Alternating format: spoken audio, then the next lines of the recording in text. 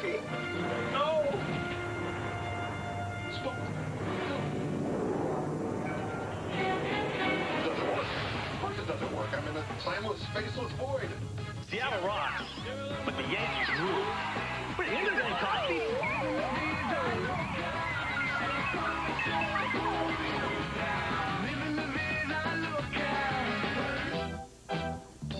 Do you really want to hurt me? Do you really want to make me cry? I can't drive 55.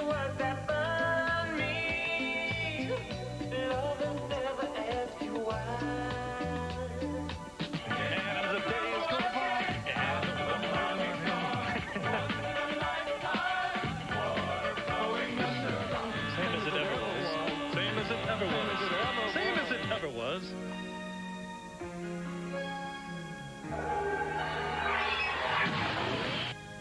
Video killed the radio star. Video killed the radio. This is acting right here.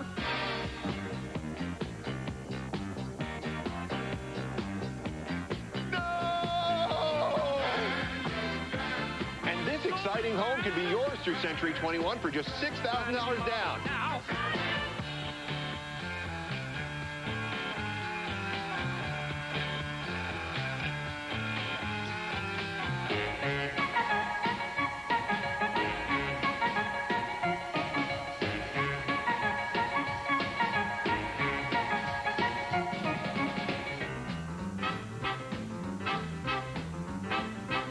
He was a famous trumpet man from out Chicago way. He had a boogie style but no one else could play. He was the top man at his craft. But then his number came up and he was gone with the draft. He's in the army now, a blowing reveille. He's the boogie woogie bugle boy of Company B.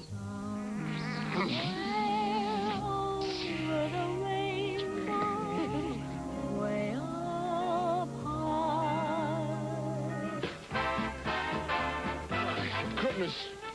Oh, I traveled through a timeless, spaceless void. The worst trip.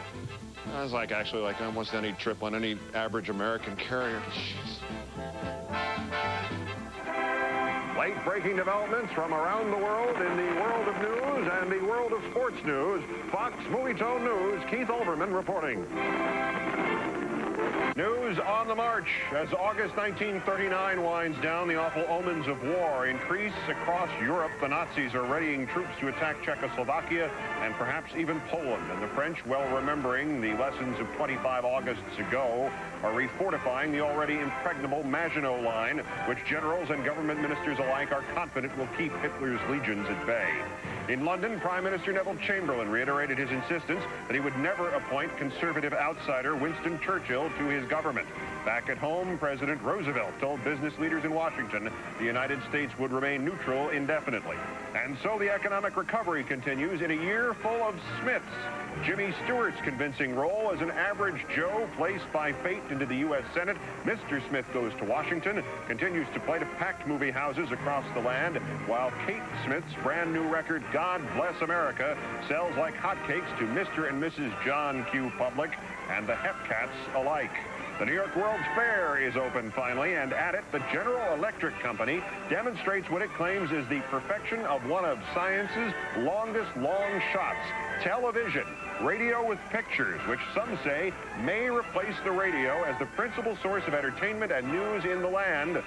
And yes, of course, we'll also be landing a man on the moon, too, say the futurists at the fair, perhaps by the year 2162.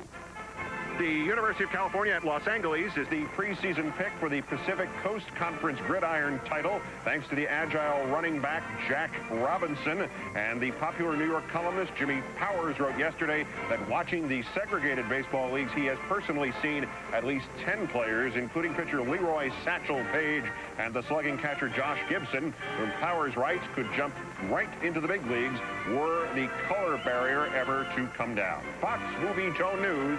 That's 30 for today. Now let's talk a little baseball and all the inside dope from the former Diamond denizen Steve Lyons.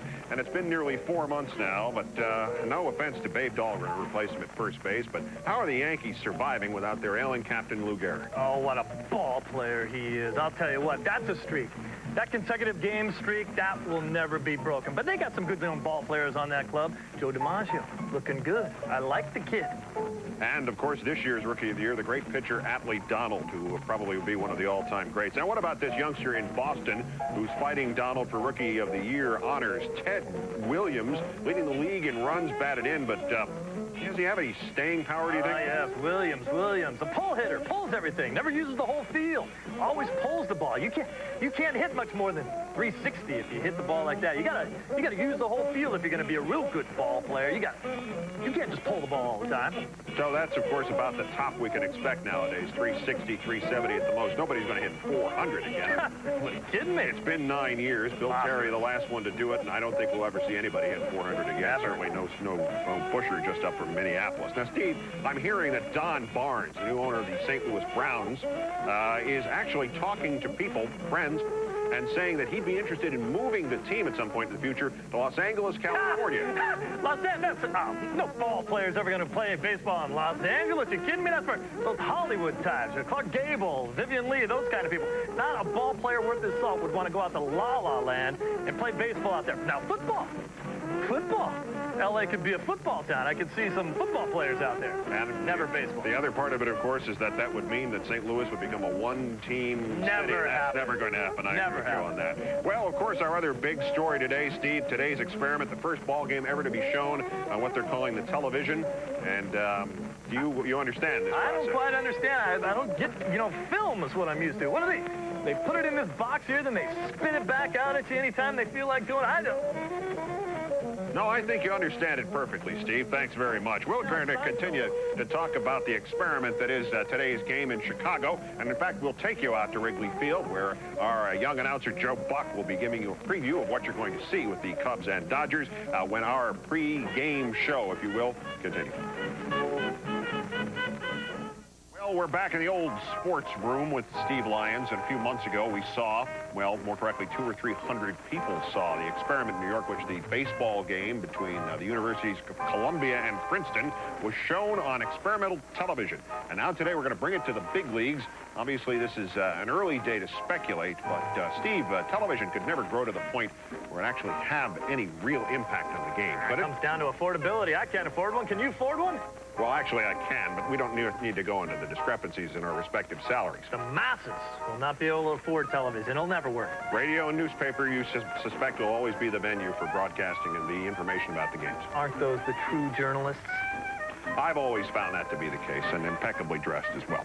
Now, I'm sure the players will also always remain the same, no matter how television might influence them. They'll put their pants on one leg at a time, just like everybody else. The baggy flannels, that'll never go out of style. That's the way you do it. That's the way it's always been. That's the way it's going to be. And they'll take them down one leg at a time, too. I think you might know something about that. Doesn't register? All right, let's explain some of the technology. Now, how does it work? Well, it's radio with pictures, basically. And as the man says, do you understand electricity? No. Does that keep you from screwing in your light bulbs? No, it does not. You don't really need to know, do you? You don't need to know anything. Just switch it on and let it go. You got to let it warm up, though, for a few moments. That we're understanding that very clearly. And then later on, there'll be cable, and you'll get a huge bill. Now, today you'll be seeing a technological gamble that even the television folks aren't sure is going to work. When Bill Stern announced that college game in the springtime, he had just one camera to work with. Today, the engineers have hooked up 2 of them, and they'll actually be switching back and forth between a shot from behind the plate and another from third base. And if that works, it'll be just about as sophisticated as a science man can dream of. Steve, how could it ever get any more complicated than that? How do they know which one's supposed to work at the same time when the other one's not on? And that sounds like confusion to me. Maybe they could put some sort of lighting device on it. Maybe a green light when and one camera is the one that's being used. Green for go. I like it. Let's go with the green light. So the site of our experiment on this August 26, 1939 is one of baseball's newer palaces, Wrigley Field in Chicago, celebrating its 25th anniversary this year. The man selected to bring you the play-by-play, the voice of the St. Louis Cardinals, the old redhead, Joe Buck. Joe? All right, Keith, well, I'm not exactly in the catbird seat at the moment, but I will be shortly. We're here at historic Wrigley Field, and one thing's for sure, of all the places that have changed since 1939, this isn't one of them. I'm sure it feels now today what it felt like back in 1939 standing on this field here at Wrigley. You know, we here at Fox are doing this game today. It has very little to do with our network, but more to do with the men and women who helped start television coverage of baseball. talking about people at Dumont Network, talking about people at NBC and CBS and elsewhere. So while we do today's game and we roll through each inning trying to show the advancements throughout the years, keep those people in mind. You know, this is 1939, so why don't I give us a weather report for today's game? Might rain. Let's jump back in our Peabody time machine and take it back to Keith Olbermann in the studio. Keith? Thank you, Joe. We'll be getting it back out to you in a moment as history is in the making this Saturday afternoon. So pull up a chair and join us, won't you? And yes, it may be different from radio, but we still have our devoted sponsors. Here's a message from a product that Steve Lyons and I both use, the popular antacid Burpo Fizzo, which you especially need in this new business of television with film. I could use some of that right now, I think. And we'll get you some of it. So after this, the new magic that is television, please sit back and let us take you out to the ball game. And welcome, everyone. Baseball is on the air. Major League Baseball on Fox, and we all welcome you to Wrigley Field. I guess we can still call it historic Wrigley Field, where they've been playing baseball since 1914. The Chicago Cubs are on the field, and we are getting set for what is Game 3 of this 4-game series. Yesterday, a double dip. 2 for the price of 1 here at Wrigley, and the Dodgers won them both. And as we look at this Los Angeles Dodger lineup, it starts with Tom Goodwin in center field. Mark Gressolanic bats second at second. Sean Green is hitting third in right field. Eric Karras cleans up at first base. Then Todd Hundley bats fifth. He's the catcher. Adrian Beltre is at third base batting sixth. Hitting seventh. Bruce Avon just added to this roster. He's in left field. Alex Cora is the shortstop batting eighth. And Matt Hergis will make his 4th Major League start. The right-hander, who is a 30-year-old rookie, has a record of 8-3, and he's on the mound today for the Dodgers. For the Cubs, they started off with Eric Young at second base, Mark Grace batting second at first, Sammy Sosa hitting third in right field. Then it's Rondell White in left, Damon Buford in center field. Willie Green is over at third. Hitting seventh is the shortstop Ricky Gutierrez. Jeff Reed is catching, batting eighth, and pitching and batting ninth. It's the right-hander Kevin Tapani who checks into this game with a record of 8-10. We are setting this as if it were 1939, as Keith and Steve have gone through. And if this were 1939, the Chicago Cubs would be playing and coming off a pennant year in 1938. And of course, the Dodgers, which were then the Brooklyn Dodgers, had made an instrumental decision in the what is now history of their franchise, and that is when Larry McPhail tabbed their shortstop, Leo DeRocher, to take over as the player manager. Here's a swing and a foul out of play off to the left, and we're underway on a Saturday afternoon at Wrigley Field. Tom Goodwin, reacquired by the Dodgers, batting .266, 5 home runs, 52 RBIs, tied for second in the league with 43 RBIs. He hits one down the left field line, slicing into the corner, and that ball is foul. Just foul. Played by Rondell White. The count 0-2 on Tom Goodwin. Again, the top 3 in this Dodger lineup, Goodwin, Gressolanic, and Green. Talk about player managers at this time in 1939. Both the Dodgers and Cubs had player managers. Gabby Hartnett, the catcher, was the player manager for the Cubs, and Leo DeRocher, as I mentioned, the player manager for the Dodgers. Here comes an 0-2 pitch from Kevin Tapani on its way, and Goodwin a comebacker. Back to Tapani, little flip to first, and that's how we start here at Wrigley Field.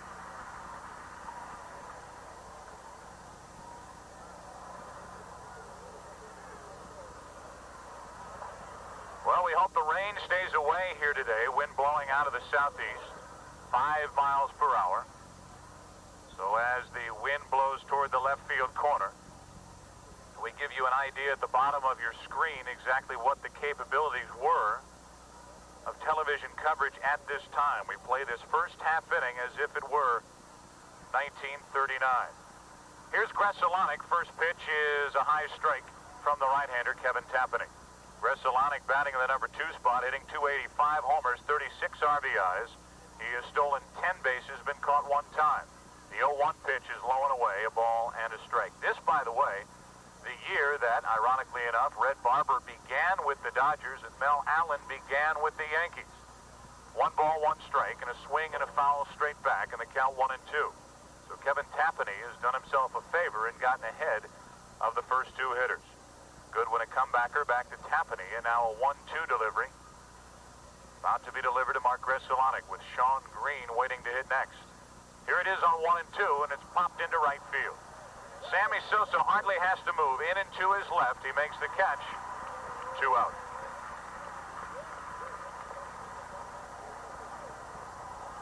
We apologize as we've lost our feed from Wrigley Field. The 1939 standby slide that goes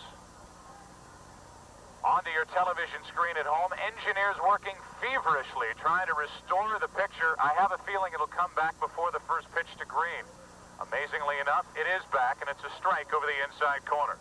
Sean Green hitting .274, 23 home runs, 87 runs batted in his first year with the Dodgers. The 0-1 pitch is in the dirt from Tapani. 1 ball, 1 strike. Green last year with Toronto hit .309 with 42 home runs. So while he stands in with 23 home runs, he has at this point come up a little short of expectations for him in his first year in Los Angeles. Here comes a 1-1 pitch from Tapani, and it's fouled out of play off to the left, and the count 1 and 2. So Tapani, who has the reputation of being a right-hander who will come right after every hitter, detests walks more than most, has been out in front of all 3 hitters here in the first inning. He's 1 and 2 on Green, and he deals up and away 2 balls, 2 strikes. If this half inning continues, Eric Karras is batting behind Green as Gary Sheffield has picked this 5-game stretch to serve his suspension. Little pop-up on the left side of the infield. Willie Green is there, takes care of Sean Green, and that will do it for the first half inning in 1939 here at Wrigley Field. A half inning with the Cubs coming to bat. No score in Chicago. Late-breaking developments from the news of the world and the news of the sports world. Fox Movie Tone News. Ladies and gentlemen, how do you do? This summer of 1944 has been a doozy. Paris is liberated. Joe DiMaggio has his stateside orders, and the St. Louis Browns are in first place. A big raspberry to Bill Stern for even suggesting the Brownies might not be doing their level best because they're upset with their average salaries of $8,500 smackers. That's not a fix, Mr. Stern. The cause of the Browns' slump, an ill-advised decision by St. Louis manager Luke Sewell to bring Steve Lyons in for special fielding clinics. Back now out to our top-notch Fox Watch Sports Spot sportscaster, big, good old Joe Buck, who's ready to describe the Dodgers and the Cubs with the aid of not 1, not 2, but 3 television cameras. Joe? All right, Keith, thank you very much. Here at Wrigley Field, if you can notice, a small improvement with the black and white coverage from Wrigley Field. 3 cameras. There's one at high home. There's one on the first base side and down the third baseline. There will be no replays, no graphics, and as you can tell, the audio still poor.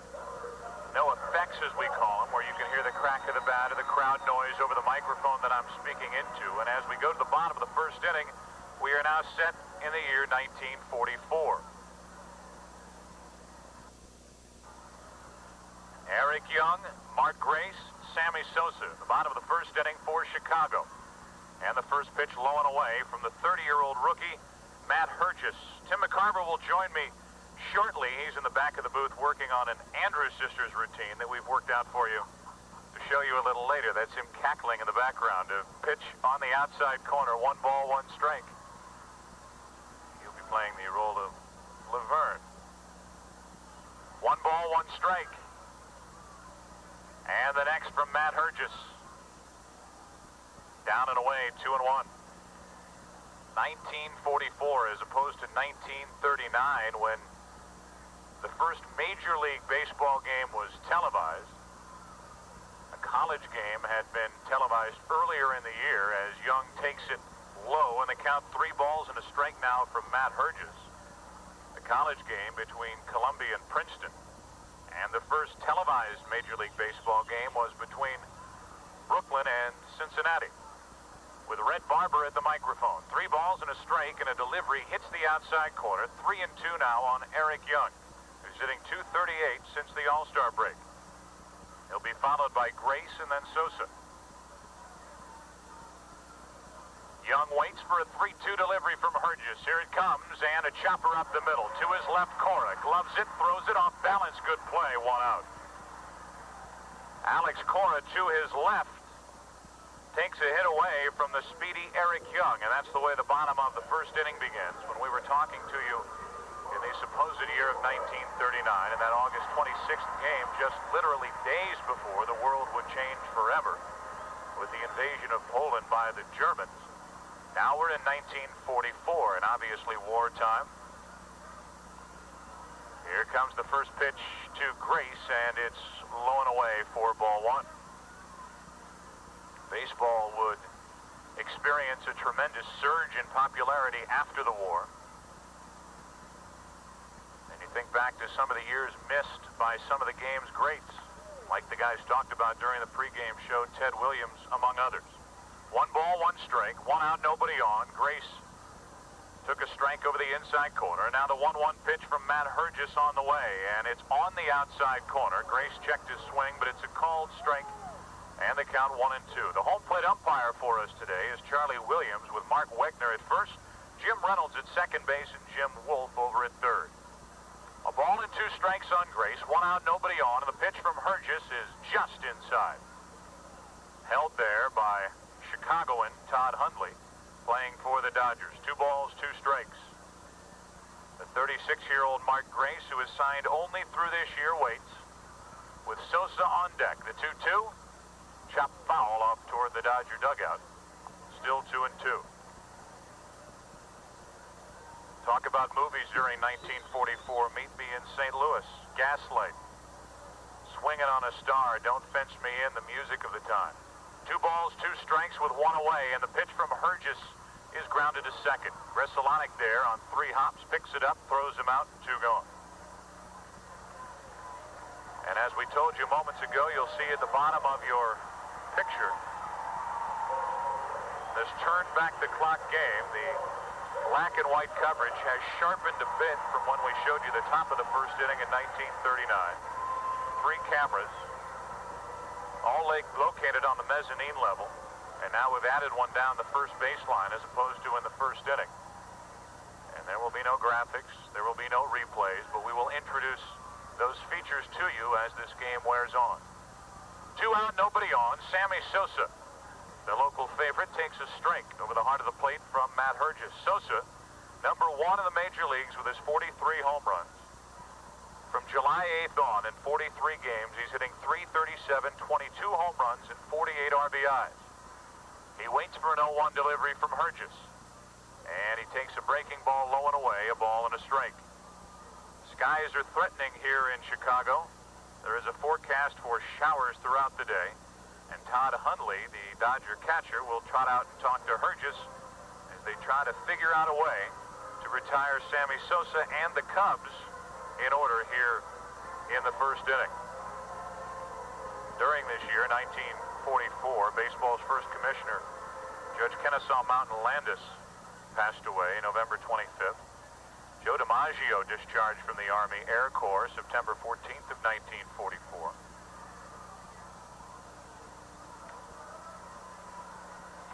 And here in the bottom of the first inning with 2 out and nobody on, Sosa waits for a 1-1 pitch from Hergis.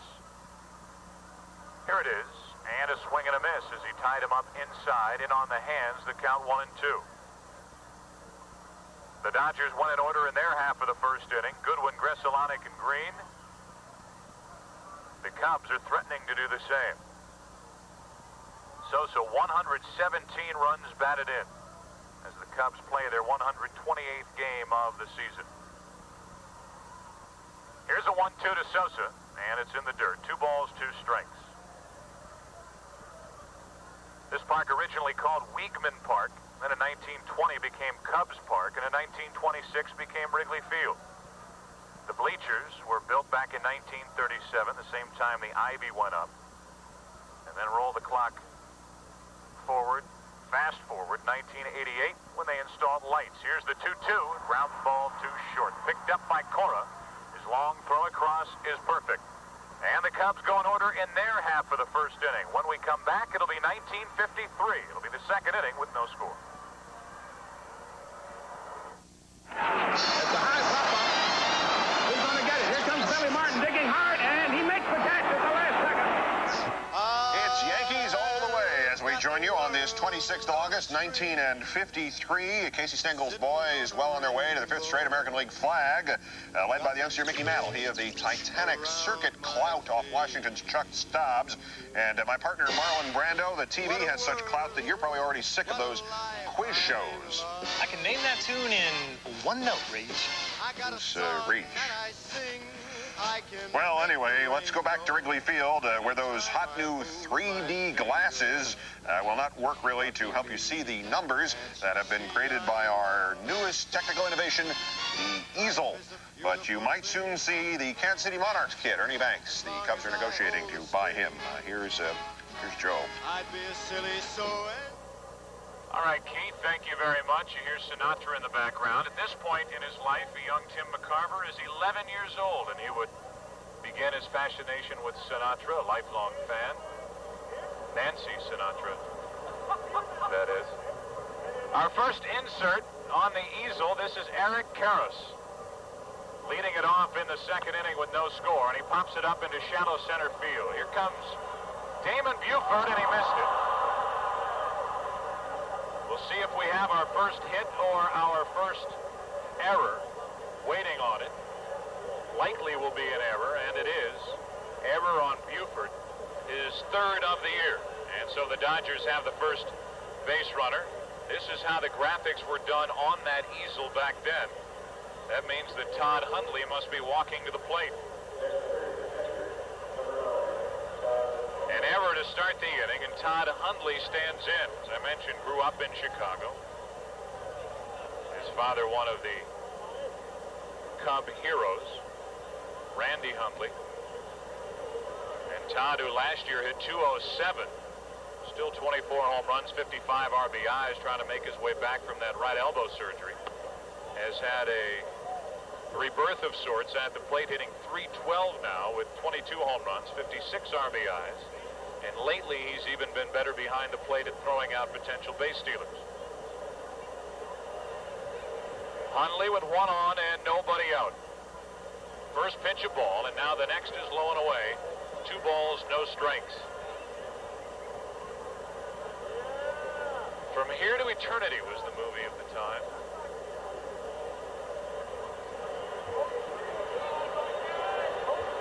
Gentlemen prefer blondes as well, and here comes a 2-0 pitch from Tapani to Hundley, and a swing and a foul straight back. Tim McCarver will join me in the bottom of this inning. Standing by, it's killing him that he can't talk for the first inning and a half here at Wrigley. But he is waiting patiently. When the analyst became a staple on television coverage. The year again is 1953. 1 on with nobody out. 2 balls and a strike on Todd Hundley. Tapani is set, and the pitch grounded back to the second baseman. Young, a flip to the shortstop, covering it on to first. A double play. Eric Young straight out of the glove to Ricky Gutierrez. 4-6-3 on the double play. And we see during the squeeze back the sort of innovations that had come to pass by this time, and well, we can't show you a replay of that fantastic play. Tinker, Evers, and Chance would have been jealous. 2 out, nobody on. Good work up the middle by the Cubs defense, and there's a strike as it's poured over the inside corner to Adrian Beltre, who has been red hot.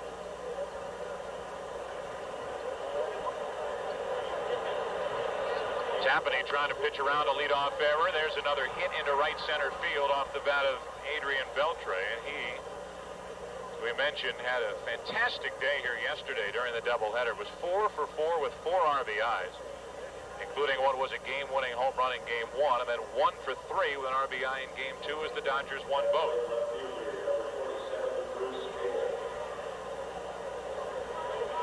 Bruce Saban stands in. The hand comes in to fix the graphic.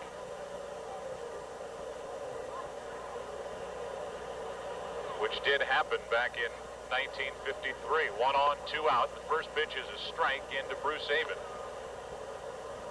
His first at bat with the Dodgers. Avon picked up in early August from Pittsburgh. He's also been in the big leagues with Florida. He waits, and the 0-1 delivery from Tapani is hit high and deep into left center field. Back is Buford to his right. Near the track, he's there and has it to end the inning.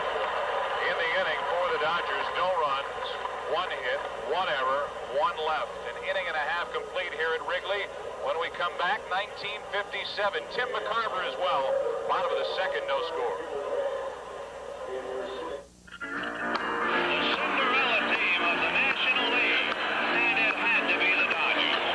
History surrounding us on this August 26, 1957, and a tip of the old chapeau to our friends at NBC who have given play-by-play man Lindsey Nelson baseball's first ever coast-to-coast expert sidekick, the longtime colorful manager Leo the Lip DeRocher. Also a tip of the old chapeau to our friends in the Soviet Union who are planning the first launch of a satellite into Earth's orbit as soon as they can find someone to pilot the craft.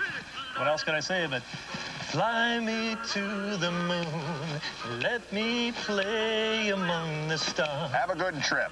Back out to Wrigley, where even if Joe Buck and Tim McCarver don't mention the count, balls and strikes will be appearing visually on your screen at home for the first time. And by the way, Joe, I've been personally assured by Walter O'Malley that he has no intention of moving the Dodgers from Brooklyn to Los Angeles this winter. Nothing but solid information that you'll get from Keith Olbermann, whether it's the year 2000 or it's the year 1957. As Tim McCarver joins me. Hi, partner. 1957. You would have been a 15-year-old from Memphis, and you were just beginning your fascination with a guy named Elvis. I was indeed. And there were a lot of away for a ball. See, you're already stepping on me. Been here for 4 seconds. That's what happened in 1957. And there were a lot of adults that called one another partner back then, too. 1 ball, no strikes, and the next from Matt Hergis to Rondell White is pop foul back and out of play, 1-1. Well, it was highly controversial back in 1957. And in this time, the center field camera, as you're seeing here for the first time on our telecast today, was introduced. Better zoom lenses and a way to look in from center field as that's line foul. Harry Coyle is the director who is credited with this major innovation in baseball coverage on television. And Tim, the controversy of the time surrounded those in baseball worrying that this shot would give people at home a better view of the game than they might get at whatever stadium they may visit, and it would hurt baseball attendance. 1 ball, 2 strikes now on Rondell White, leading it off. Bottom of the second, it's low and away, 2-2.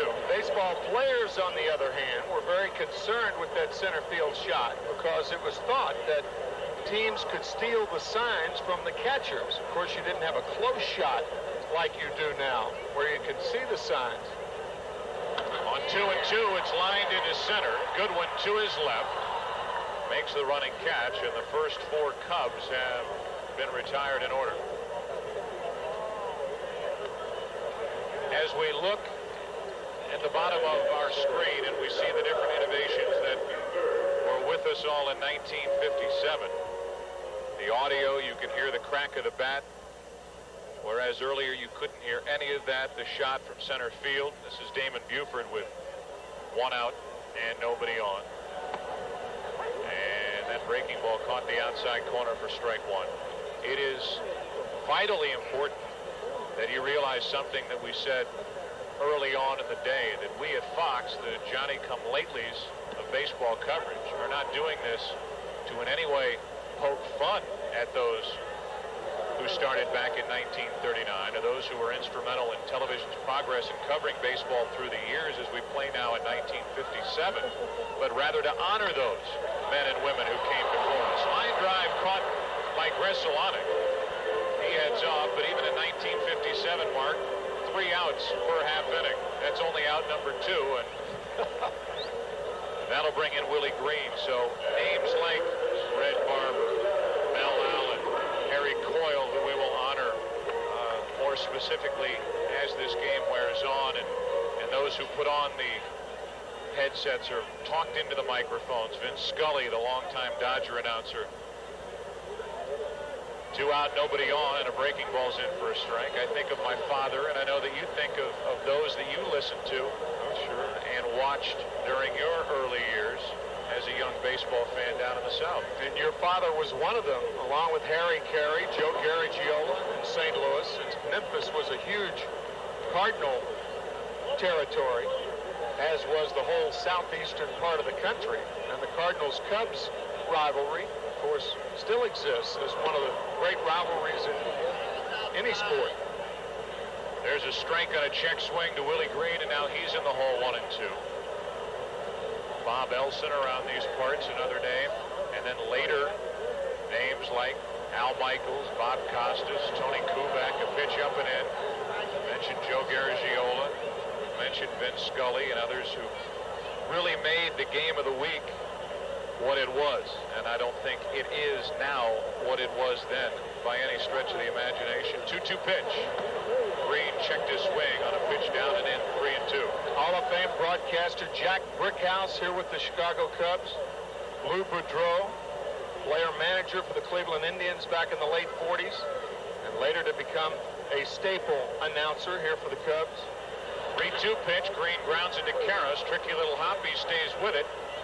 And the Cubs have sent 6 to the plate and seen 6 take a U-turn and head back to the dugout. We head to the 3rd inning. We head to 1961. No score after 2 at Wrigley. Ask not what your country can do for you. Ask what you can do for your country. This just in from Kansas City. Roger Maris has connected for his 51st homer of the A's Jerry Walker. It's August 26th of this 1961 season. 34 games yet to play. 10 homers short of breaking Babe Ruth's record. Steve Lyons, can Raj do it? Not a chance. Now, don't get me wrong, the cat can stroke. But he'll be pulling his hair out before he gets anywhere near that record. Well, I barely understand what you're saying, yet I must agree with you. Babe Ruth's record is one that will last forever. Joe Buck and Tim McCarver have an exciting new bit of technology to show you, the instantaneous replay, and you won't believe it. What the heck is that thing anyway? Stop playing with it. Hey. Well, there's a look at the graphics of the time. We're in 1961. Tim, I'm starting to believe that this was Keith and Steve's idea. Very effective, I must say. Good work back in the studio, pre and during the game, as Alex Cora goes after the first pitch and pops it up left side. Rondell White comes in to make the catch. 1 away, and here is a look at the first replay of the game. It's called a program replay. In other words, you'll see, and this is the replay, you'll see what you just saw. Exactly as it happened. The audio's a little better. We'll have music going to breaks. Here's a strike over the outside corner to Matt Burgess, who throws right, bats left. Some of the current events at the time. Paul Newman's The Hustler came out in 1961. The late Joseph Heller wrote Catch 22. And as Keith Olbermann talked about, 1961 is something we were all talking about back in 1998 with the home run chase. That drives Burgess off the plate, a ball and 2 strikes in the Dodger pitcher. One thing we failed to mention, back in 1957, Ernest Hemingway published A Farewell to Arms, and that's also something we're talking about. Ground ball up the middle, a base hit for Burgess, and for the Dodgers, their second hit of the afternoon. It belongs to Matt Burgess. His first hit, he's 1 out of 9. Because in baseball in the late 90s, there has been a farewell to arms. See, box replay up in your left-hand part of your screen, the reason that they put that in back there, people were not used to replays on television, so they had to be reminded that this was indeed a replay. So Burgess is on, and back to the top of the order, Tom Goodwin. He Bounce back to the pitcher his first time up. Tapani is off the outside corner with ball one. You talk about arms. The 60s, well known, especially later in the decade, for maybe one of the greatest pitching decades in the history of this game. And that year in 1968 that you were such a vital part of with Bob Gibson and that 1.12 ERA. Baseball had to change the height of the mound after that season and try to swing the balance back toward the hitters, which we all know, as Goodwin swings and misses 1 ball, 1 strike, is without a doubt since that change, and never more so than here in the late 90s and obviously now in the year 2000. The offensive explosion that's taken place. Now people call for a study of the rules and maybe some sort of study to be done to see if the balance can be swung back toward the pitching somewhat. A check swing on a pitch low and away. And they count 2 balls and a strike on Tom Goodwin. Staggering pitching performances during the 60s. The evolution of the Dominican dandy Juan Marichal. Started his career with the San Francisco Giants. Sandy Koufax. Hit to the second baseman Young. The flip to the shortstop for 1 and out in time as the double play comes up a little short because of the speed of Tom Goodwin. The force out 4-6, and Goodwin is on at first with 2 out. This might be a spot where he does some running. I was going to say that I think the Cubs are going to see Tom Goodwin. They saw him run to first. Now they're going to have a chance to see him run to second. 43 stolen bases on the year. Tied with the Cubs, Eric Young for second in the league behind Luis Castillo of Florida. So 1 on, 2 out. And the Cubs now will pay a lot of attention to Tom Goodwin over at first. Mentioned Sandy Koufax from 1963 through 1966, the year that he retired. 3 Cy Young awards, and in those days, they only gave 1 Cy Young award. It was for the best pitcher in the game. 1967 being the first year where baseball went to a Cy Young award for 2 leagues, 1 for the National, 1 for the American. No balls, 1 strike, and Gresolonic hits it fair past third down into the left field corner. Goodwin is flying around third. They bring him to the plate. The relay by Gutierrez is too late, and the Dodgers take a 1-0 third inning lead.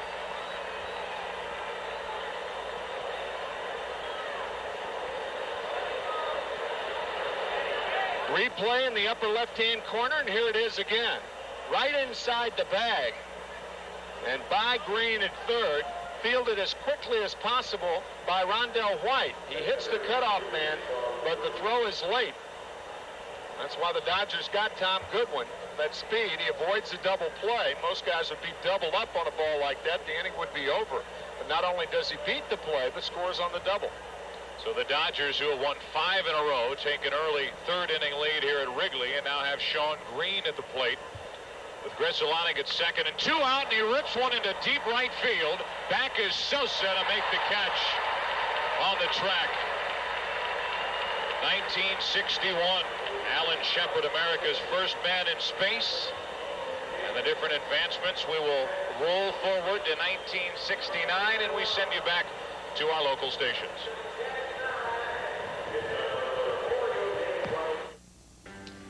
August 26, 1969, and what a summer it has been, everybody. The man on the moon, the Gemini shot getting there, running an extraordinary thing for Apollo 6, 9, 10, 12, whatever it was. The Mets charging the Cubs for first place in the new divisions in the National League East.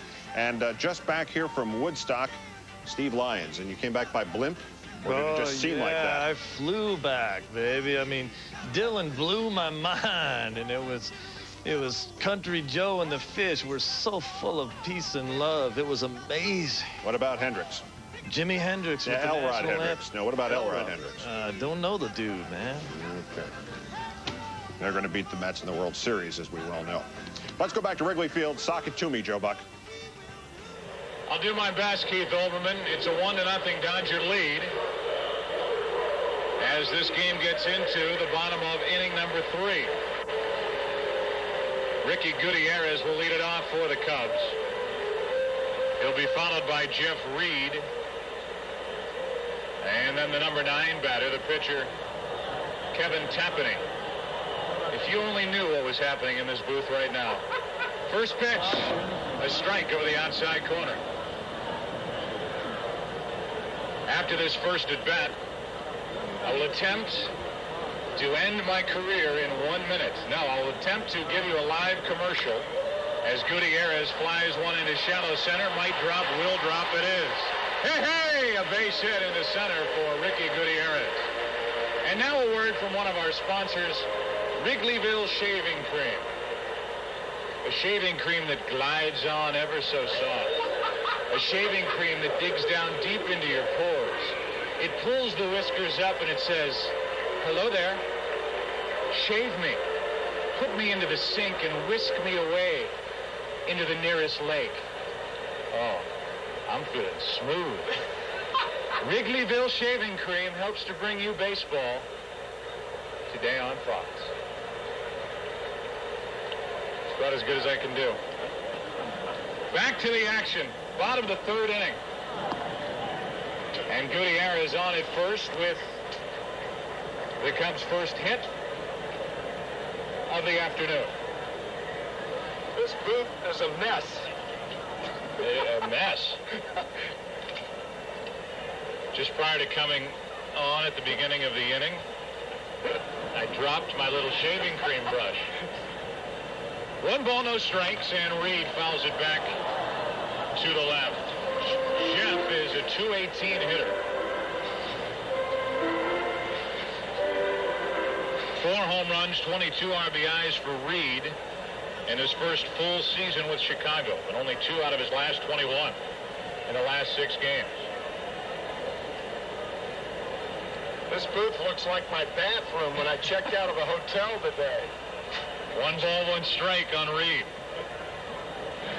Runner at first, Gutierrez. 2 balls and a strike.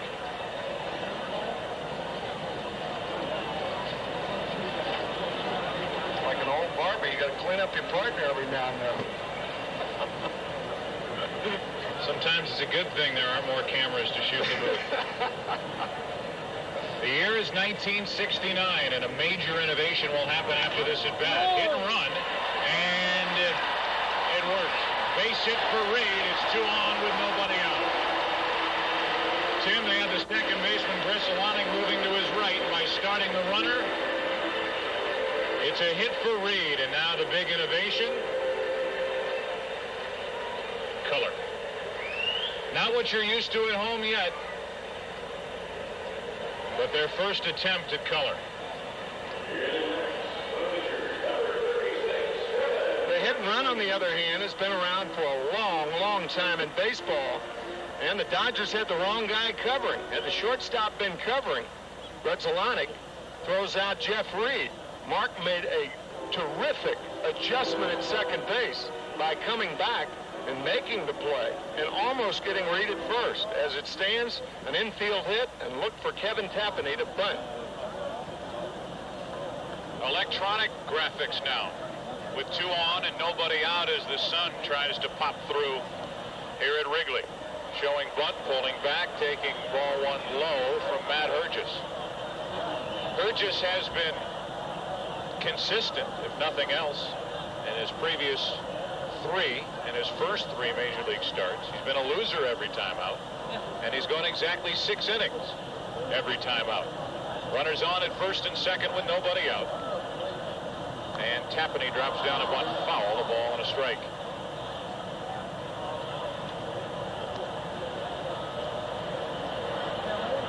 Nice and even with the graphics, straight lines, and certainly nothing that we're used to now, but the electronic graphics with the advancement in color, and we're starting to get more toward the typical coverage that viewers have come to expect now as we have moved into the 21st century. 2 on with nobody out, 1 ball, 1 strike. Tapani, 9 out of 53 at the plate. Hergis spins but doesn't throw. Yeah, the sooner a batter squares around, the more inclined he is to use that fake bunt swing play, as Tapani tried to do on the first pitch and is apt to do right now. The run off the plate is foul, and now Tapani's in the hole 1-2.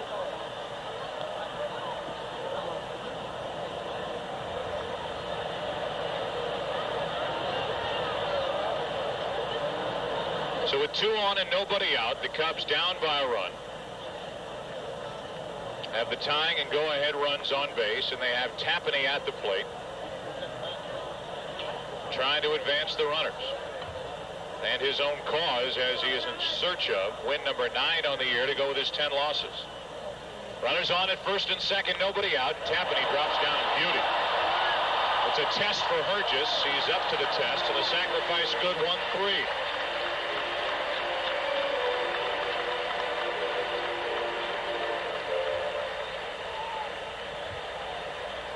Now a slow motion replay. First time that slow-mo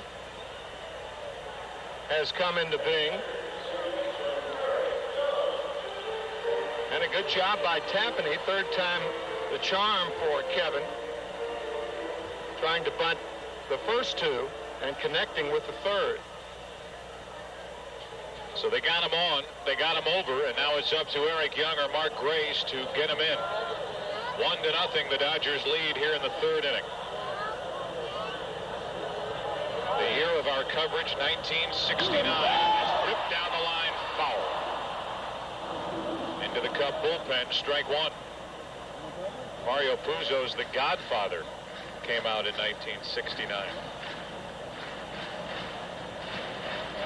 First year of divisional play in baseball. Neil Armstrong walked on the moon, first man to do it.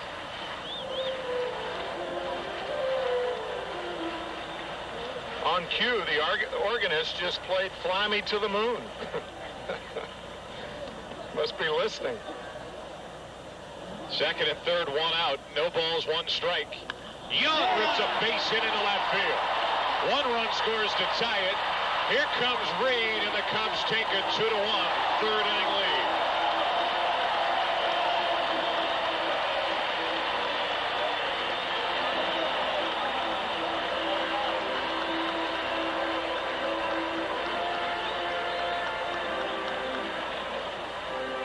Eric Young only 3 for 27 before this hit.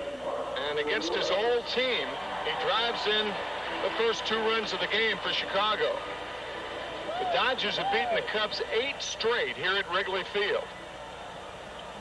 And that horrible happening back on May 16th when 19 Dodgers were initially suspended for going into the stands when a fan took the cap of Chad Kruger. Originally, the suspensions were for a total of 89 games and $77,000. Suspensions reduced to 45 games and $71,000. And as we've mentioned, Gary Sheffield is now serving his 5-game suspension for his involvement in that incident. And we understand there's a chance, even though he could play tomorrow, meaning he's eligible, his 5-game suspension is up after today, that he will not even appear here in Chicago, suffering from the flu earlier in the week.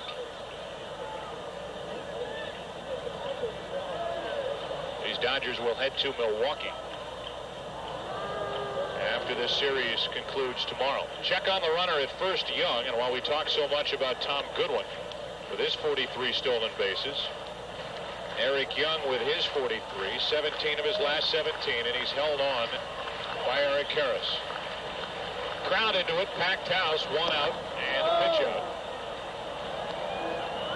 Young stays put. Tied for second in the National League with his 43 stolen bases. 1969 is a bitter year for the Cubs. A wonderful year for the Miracle Mets. Cubs lost 8 straight in September. Mets won 10 in a row, and the Mets went on to the World Championship. A pitch up and away, 2-0. Talk to Ron Santo, who's to our left, and you bring up 1969, and he just starts to walk away. Doesn't even want to think about it. Runner at first with 1 out. 2 balls, no strikes on Grace. Burgess from the stretch. Hard hit into right center field, a base hit. Young will turn and now go. First and third, 1 out on a base hit by Grace. Very good base running by Eric Young. He had to hold up to see if Grudzielanek was going to catch the ball. You could see him holding up right there. And then scooting into third base rather easily. Wrigley Field is notorious for its thick grass. And once that ball hit in right center field, it almost checked up. By the time it rolled to Goodwin, Young was on his way to third easily. That's the 4th hit of the inning. A 2-1 Cub lead, and they have a chance for more with their best run producer, Sammy Sosa, at the plate. If you're just joining us, do not adjust your sets at home. Don't go up to it. Whack it on the side like I might.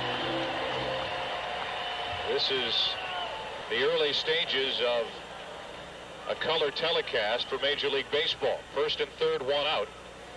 And a pitch is low for ball 1.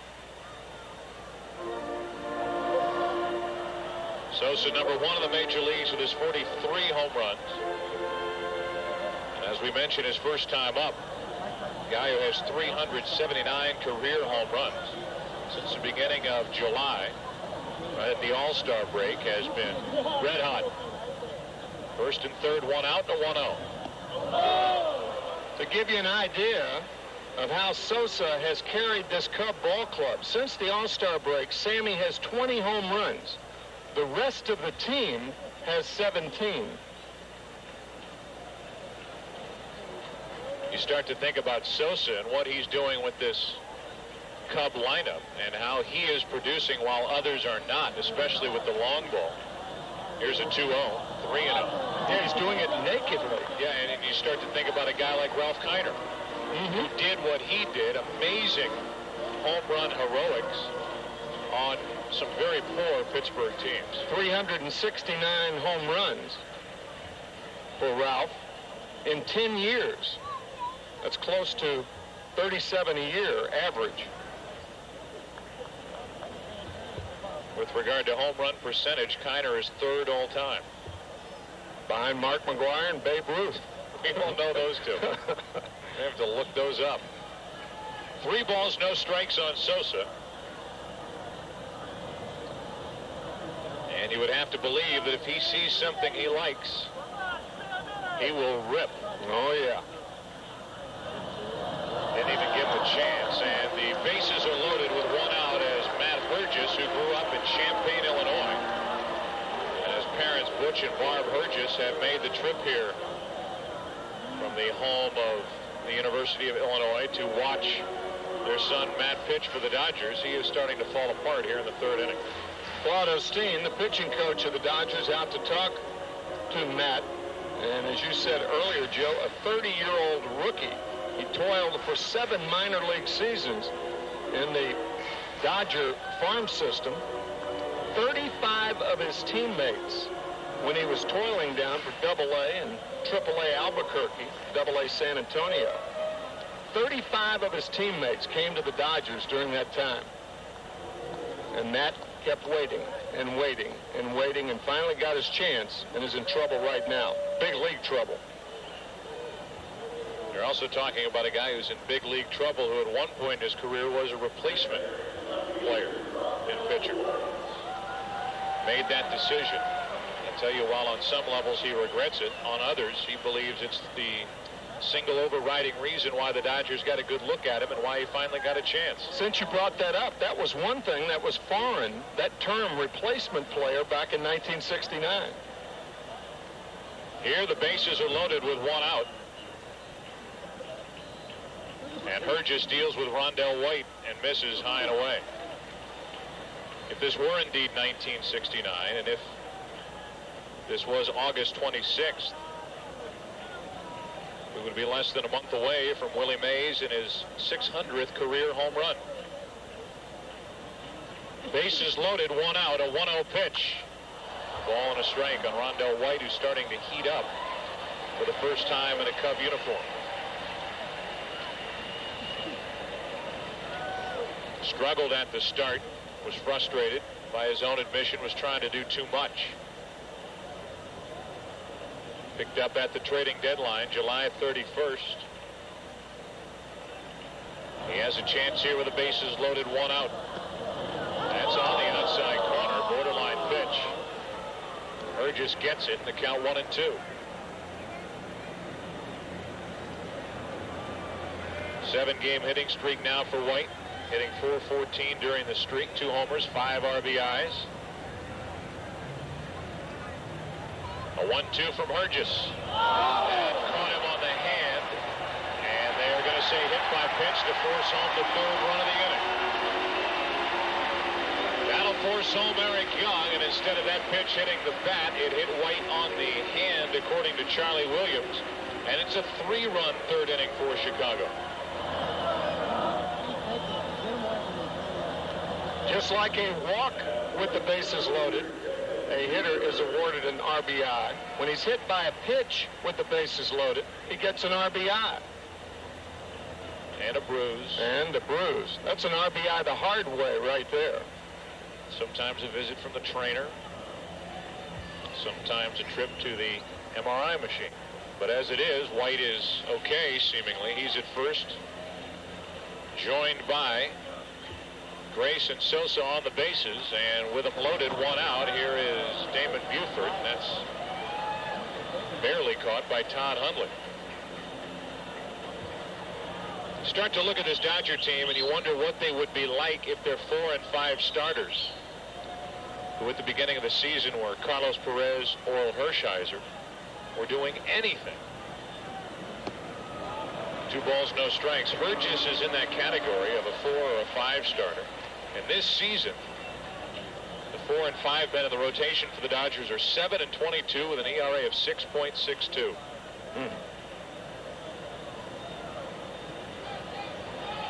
Dodgers come into this game 6 games over 500, 7 behind the Giants in the NL West. 2 balls and a strike on Buford.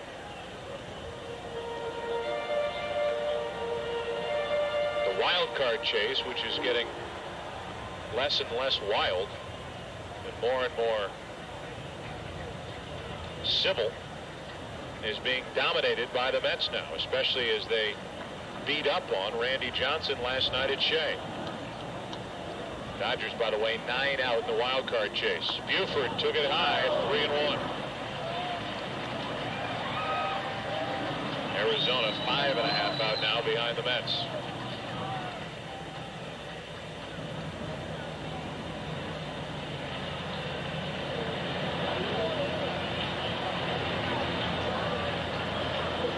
Three balls and a strike, bases loaded, 1 out, and Buford hits it to 3rd. What a pickup by Beltre.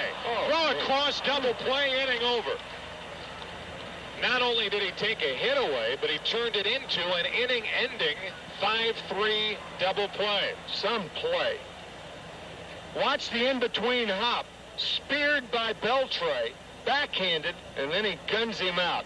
A brilliant double play. So as it is, 3 runs. Honky-tonk woman. Yeah. The music of the time. Roll the clock forward, 3-1 Cubs.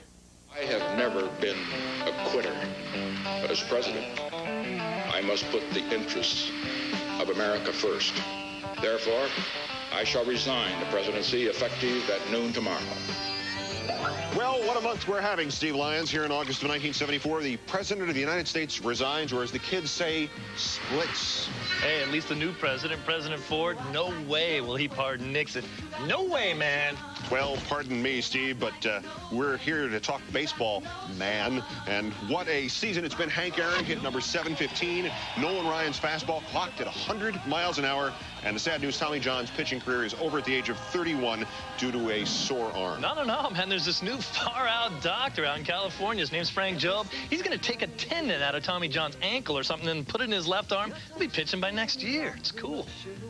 You're high, aren't you? Yeah, like that'll work. That slow motion stuff is totally weird, as the kids say. Peace, Joe Buck. Peace, my man. We went out with a British invasion. The Stones, Honky Tonk Woman. We come back. It's the 4th inning. It's 1974, and we're hovering somewhere above Wrigley Field. Chroma key, and I'm standing here with my partner Tim McCarver. For some reasons, the Blazers just didn't seem to fit right. In all of them seemed to have been that length where the long sleeve shirt and the whole cuff showed, didn't it? It did.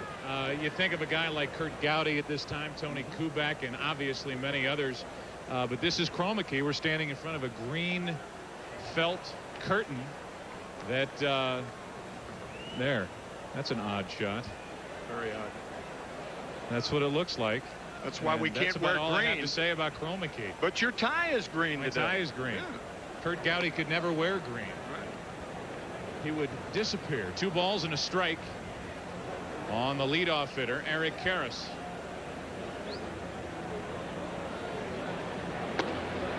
There's a strike. 2 balls, 2 strikes.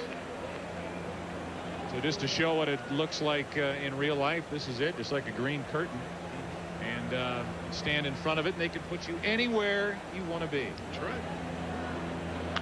Karras gets into one and hits it down the left field line. It's in the corner and foul. If you could pick anywhere that chroma key could send you, Mr. McCarver, where would you pick? I'm talking about the 2000 Tim McCarver. Right now? 1974 Tim McCarver. Any place but behind the plate. But behind the plate. All right.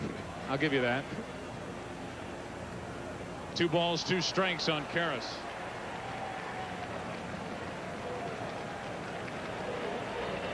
And like they said during the pregame show, you don't need to understand how electricity works to turn on the light. I really don't quite understand why that would work and why it has to be green. While I switch from a stick mic to a headset, why don't you tell the folks at home why that curtain has to be green? I cannot tell the folks at home why it has to be green, but Eric Karras ropes one, finally finding the fair part down the left field line. Nice play by Rondell White. So after a couple of hard hit foul balls, Eric straightens it out, as they used to say back in the mid 70s. Looked like an inside fastball. Nope. Outside part of the plate. Eric finds the range. So there's a good play by Rondell White down the line. And Todd Hundley stands in.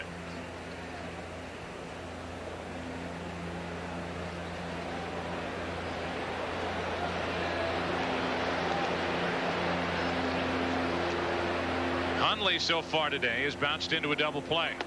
And he takes one inside for ball 1. What was your first year in the booth?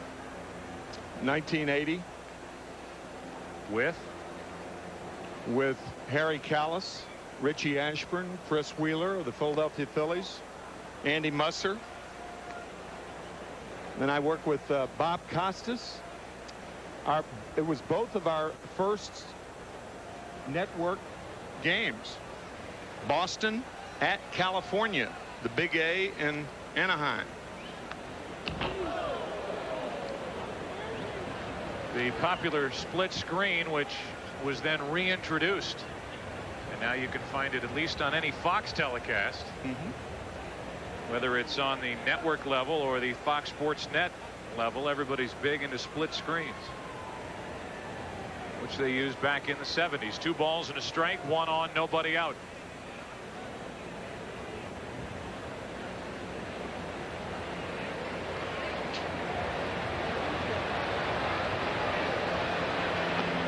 Floats away. 3 balls and a strike.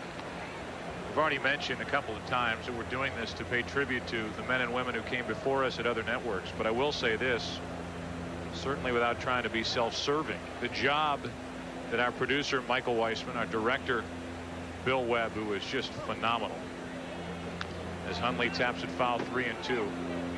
Derek Manning with the graphics, everybody who helped go back through time and mark each year and each advancement technologically, and who helped put this on the air today to make it look very similar to the way it used to be covered on television. Gary Lang with that great pregame. The guys, the job they did on the air. Karras going, swing and a miss, and the throw down to second is wide and loose. And Karras gets his 3rd stolen base of the year as Hundley strikes out for the first out here in the 4th.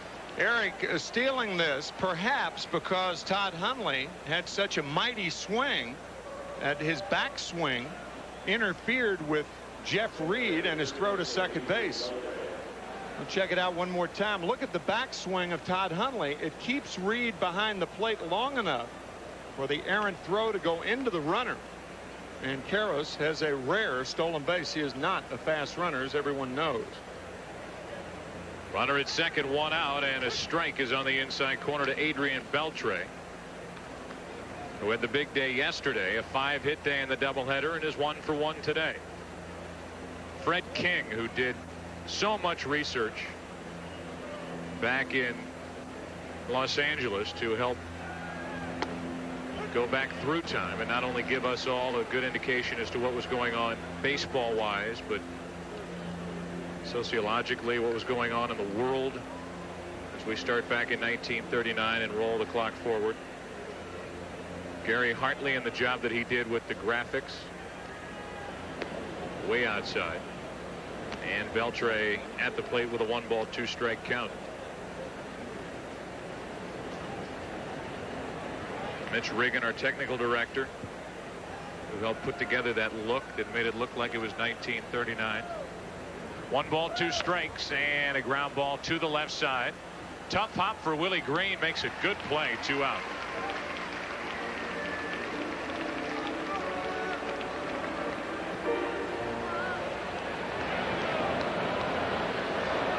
(1973), the song Bad Bad Leroy Brown, and put Leroy on the south side of Chicago. That's right.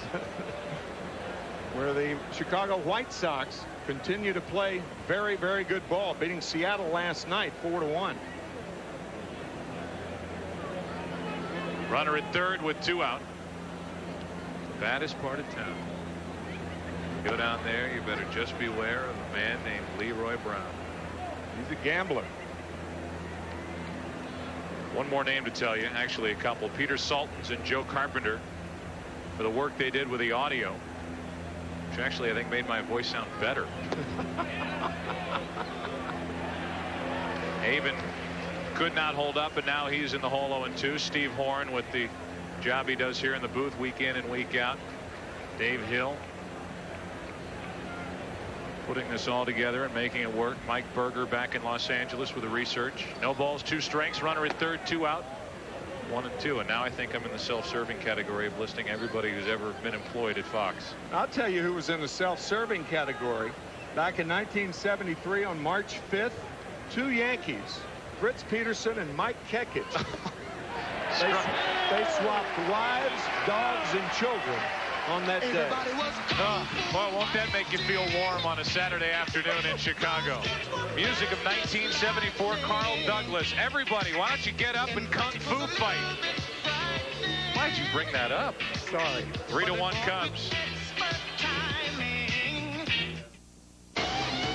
Fox Saturday Baseball is brought to you by NapaOnline.com, where everything great about Napa is now available online.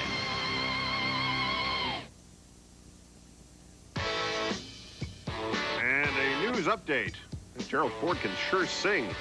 Our new president, Mr. Ford, has appointed Nelson Rockefeller as vice president here late August 1974. And Steve Lyons, Billy Martin, the manager of the Texas Rangers, got them the American League West pennant race. And perhaps, I think he's finally found a home at last there in Texas. Oh, Texas is a great place. Dig this. Me and Billy were out last night. We were working on some new moves. There's some music that's coming out a little bit later.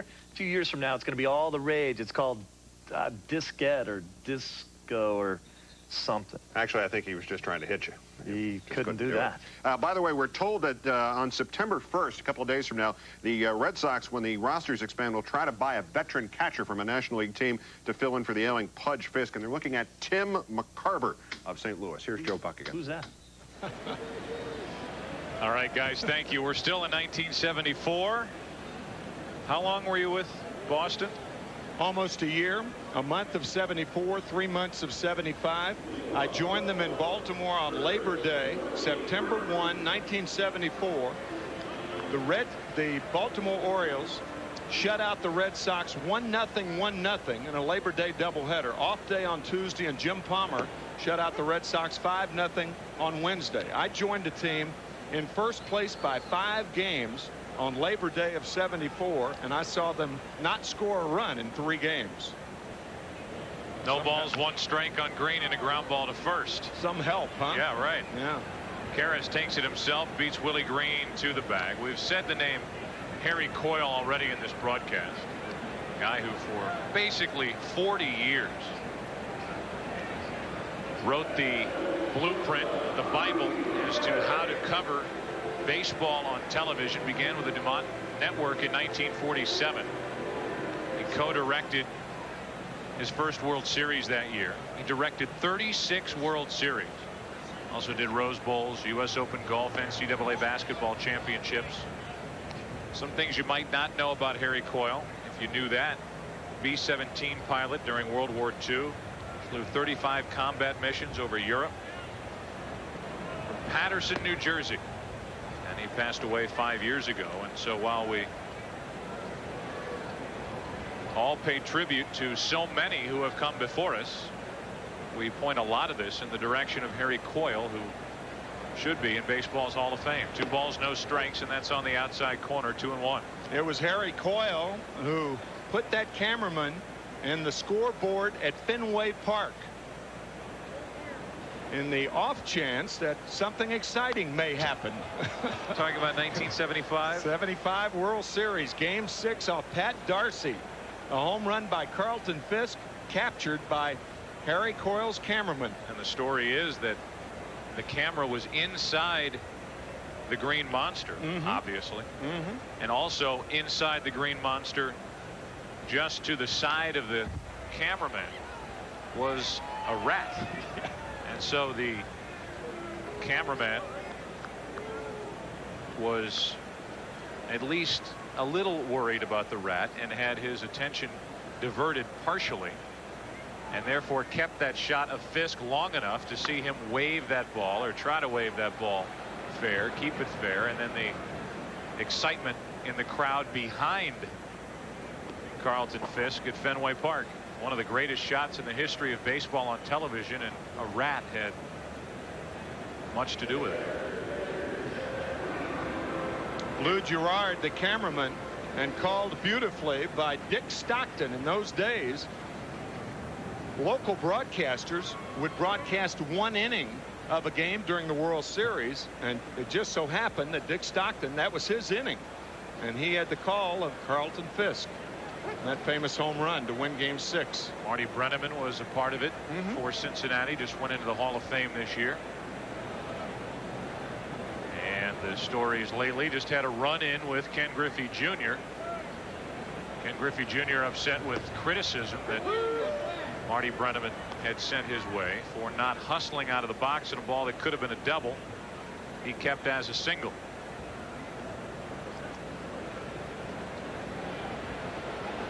When a batter doesn't run hard out of the box, a broadcaster, it's his responsibility to say that. Maybe we'll get more of a chance to talk about that situation a little later as we go to break. Benny and the Jets. Right. We go to the 5th inning. 3-1 Chicago. We are the world. We can leave our friends behind. It's an amazing thing to see here in August of 1985, 3 months shy of his 21st birthday, the young man who may just be the greatest pitcher ever before he's done. He won his 20th game yesterday. The youngest man to do it in this century, Dwight Gooden. Oh, I'll tell you what, this guy's got a fastball that's unbelievable. His curveball's devastating. You remember the legend of Sid Finch? Dude could throw 168 miles an hour. I can't even catch that in my Ferrari, man. You want to know who Sid Finch is? It is Doc Gooden. What an unlimited future he has. Well, now back out to the TV team that is second biggest hit of the year. And we're not talking about Miami Vice. Thank you for blinding me with that jacket. This look is cool. It'll last, too. I'm talking about the Golden Girls and now a couple of the Golden Boys who now have themselves some golden and multicolored graphics. Joe and Tim. No B. Arthur here as this game goes to the 5th inning, a 3-1 Cub lead. And we will switch from 1974 color to 1985 color. And the shift, obviously a look that also includes computer-generated graphics. Much more cleaner look in 1985 as Alex Cora stands in. 0 for 1 this afternoon.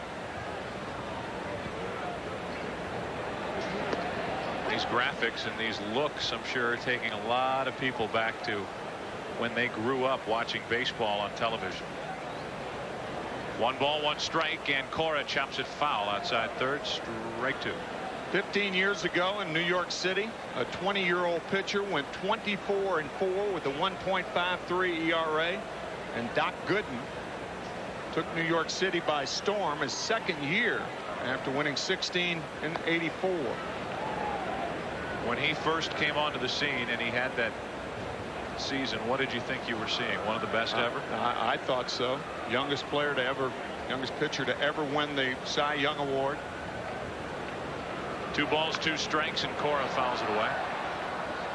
I mean, he won 40 games before he was 21. So we're talking about the difference with the computer-generated graphics. We're talking about a difference in color, and we're talking about a pitcher who's still pitching. Yeah.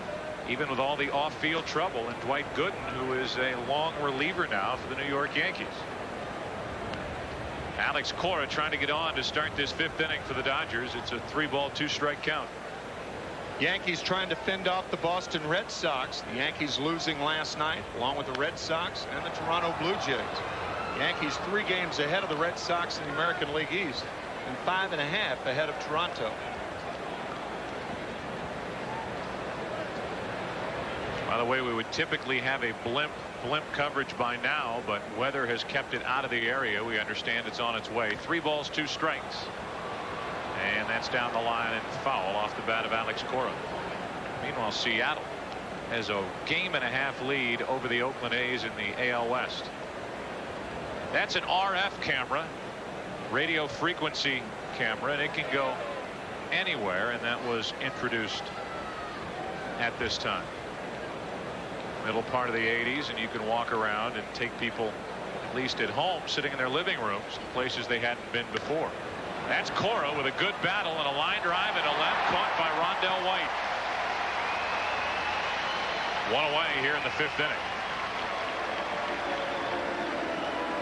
It's a huge adjustment when you go from playing left field at the Big O in Montreal to playing left field at Wrigley Field. Every fly ball is an adventure, as Rondell White shows. Rondell with a fine play staying with that ball. Multiple angle replays now for your viewing pleasure as Hergis, who already has a hit today, fouls it away. This is not only an education for people we're bringing this game to, it's an education for me. Me too. Yeah. No balls, 1 strike, 1 out, nobody on, and strike 2 on Hergis.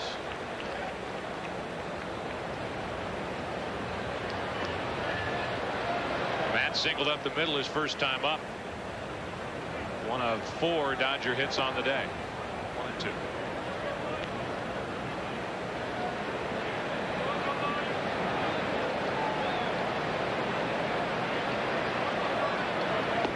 And misses the corner. 2 and 2. For the first time, we give you the shot from the low home camera. 8 cameras in all that are at our disposal. As Hergis gets a pretty good rip, it's still 2 and 2. In case you're wondering how the 8 cameras would compare to, let's say, a World Series telecast this year. During a World Series, Bill Webb, our director, will have the capabilities of 22, 24 cameras, somewhere in that neighborhood, as Hergis swings and misses strike 2. So over 20 cameras for a World Series now compared to 8 that would bring you the game of the week back in the mid-80s.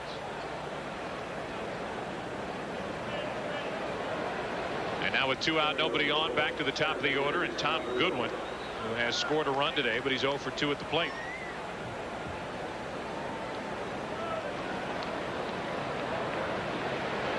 When he gets right back down to it, gets down to the bottom line, it's still covering a baseball game. And whether it's a play-by-play announcer on television doing less play-by-play, more radio, that's going to be a test and a hit. Or it's cameras covering the action, whatever technology was available. The bottom line is it's still, for the most part, the same game that's taking place between those white lines. Certainly the same game for a guy like Mark Brace. Excellent fielder, but because he had to play in to protect against Goodwin in the bunt, ball just squirts off the webbing. I expect Tom Goodwin, who did not run his first time on base, will be off here with 2 out. Gresolonic now, who has a hit, an RBI double his last time up to score. Goodwin all the way from first. There he goes. Reed's throw is good, and good by Goodwin. For the 10th time this season, Tom Goodwin is caught trying to steal. And the top of the 5th inning is history. So is Material Girl by Madonna. Top 10 hit 1985.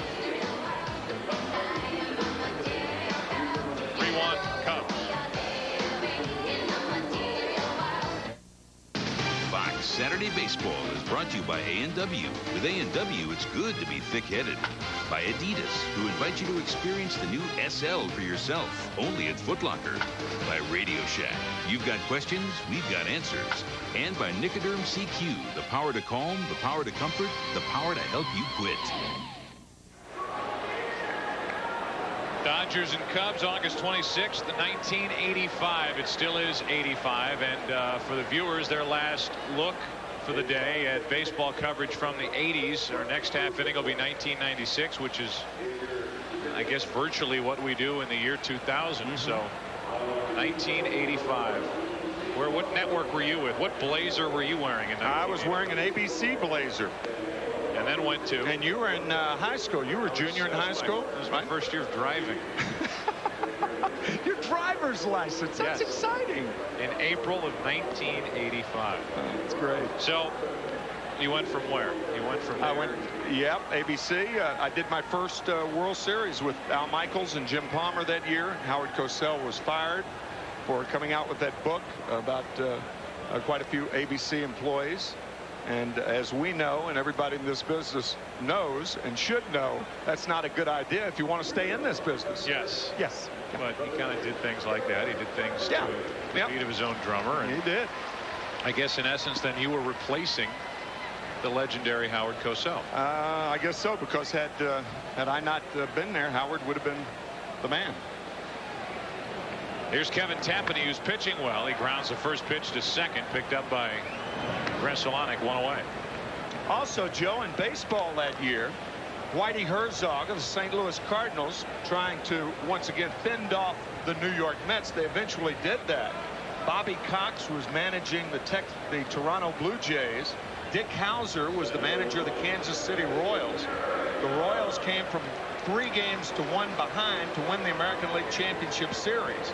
And they did that to win the World Series also against the St. Louis Cardinals. The Cardinals winning against the Los Angeles Dodgers. Ozzie Smith hits the home run after 3,143 at-bats without a home run. The graphic went up on the screen, and the next pitch, boom, home run. It was a year that Tom Niedenfuhr would like to forget. You know, I obviously grew up in St. Louis, and a lot of people still talk about the Don Denkinger call at first base, the George Orta safe. Game 6 of the series. Yep, yeah. Todd Worrell had his foot on the bag. 1 ball, 1 strike, 1 out, nobody on. And a chop to the right side. Kara spins and makes the play. 2 away. There is one silver lining to it. I know my father says this all the time, that call did allow Dick Hauser and the Royals a chance to win the World Championship. And as many know, Dick Hauser passed away shortly thereafter. You know, I never thought about that until you just said that. Here's Mark Grace with 2 out, nobody on. Cardinals, meanwhile, under Whitey Herzog, went on to play and lose to Minnesota 2 years later, back in '87. Great World Series that was. Grace with 2 out takes a strike. And the reason I say that particular year, the general manager of the Minnesota Twins that year was Andy MacPhail. And Andy MacPhail is now the general manager of the Chicago Cubs. Taking over for Ed Lynch, who stepped down earlier this season during the time that the Sosa watch was on, and everybody was wondering just how long it would be before Sosa was putting on a Yankee uniform. It didn't happen. Sosa has just gone off since then, and he is obviously relaxed and resigned to the fact that you would have to say happy about the fact that he'll end up here in Chicago with the way he's been hitting the ball and the way that he's been playing. Ed Lynch told me about 2 weeks ago, after his resignation was accepted by the Cubs, that he tried to turn in the resignation earlier in the year. The Cubs broke from spring training. Ed thought that they had a better than 500 ball club, and when they got out of the chute poorly in mid-May, he tried to hand in his resignation. It was not accepted, but 2 months later it was. There's Andy MacPhail. Grace pops it into shallow center for Goodwin. If this is 1985, Pete Rose in a couple of weeks would break Ty Cobb's record of 4,191 hits. Here's a hit for you. Duran, hungry like the wolf. When we come back, Fox Sports and the here and now, 1996 and beyond. 6th inning, 3-1 Chicago. Into deep left center for Mitchell. We'll see you tomorrow night. And we rejoin you for this first season of Fox Saturday Baseball. And while we're here having fun, what a gaffe for Republican presidential candidate Bob Dole, calling them the Brooklyn Dodgers. 96, Senator, not 56. I know it feels like 56. Yankees are returning to power.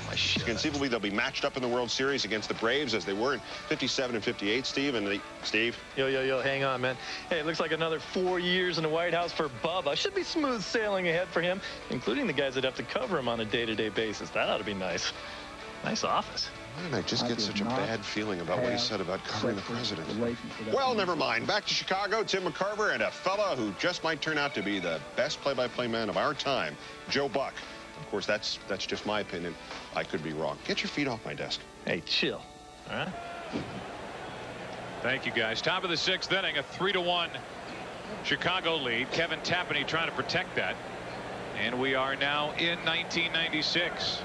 The Fox box looks a little different than you would have seen it the last couple of years. Graphics look a little different.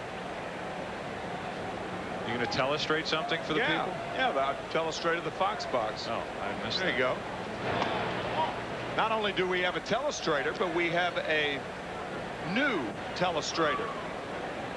You can't put squares. You cannot do that. Baseballs. Into right center field. That's a hit for Grzelcyk. He's 2 out of 3, and that's a good start to the inning for the Dodgers. Buford holds Grzelcyk to a single with the heart of the order coming up. Also now with super slow-mo, as Grzelcyk, boy, I know a lot of hitters wish hitting were that easy, that the ball slowed down to where you had a good look at it. One thing Kevin Tapani has done today, he's kept the ball in the ballpark. He has yielded 33 home runs this year. That is 5 away from the National League lead, that ignominious lead held by Jose Lima of the Houston Astros. He's given up 38 round trippers on the year. Kevin Tapani will tell you, though, along some lines is not the worst thing in the world, because it means that he's giving innings and he's out there at least to give up the home runs. That's true. 2-0. Let's take a look at another innovation here at Fox. A hot zone on Sean Green. Looks like the Rubik's Cube that Lyons had in his hands when we introduced the 1985 season. 2 balls, no strikes. What a rip by Green. 2-1. So the Brooklyn Dodgers involved in the first major league game televised back in 1939, and the Los Angeles Dodgers taking on the Chicago Cubs. Not a whole lot's changed around here. 3-1 Cubs in the 6th inning. 1 on, nobody out. Tying run at the plate for the Dodgers, and it's 3-1. Historically, the Los Angeles Dodgers, the last time they played in the World Series, 1988. But it's been 55 years since the Cubs have played in the October Classic. 1945, the year the war ended. They played Detroit and lost. Hit and run. The runner was going, and Gresolonic locates the ball and goes first to third. And that's what it is, first and third here in the 6th inning with nobody out for Los Angeles. Mark Gresolonic went for the decoy employed by Jackie Gutierrez at second base. This ball scalded to right field, right down the pipe. And an idea of what a hitter is thinking when he gets that 3-1 fastball. Watch Gutierrez. See, he didn't look, and now he's forced to look at the second baseman, or shortstop, I should say. Mark picks it up in time to scoot to third. So now first and third with nobody out for Eric Karras.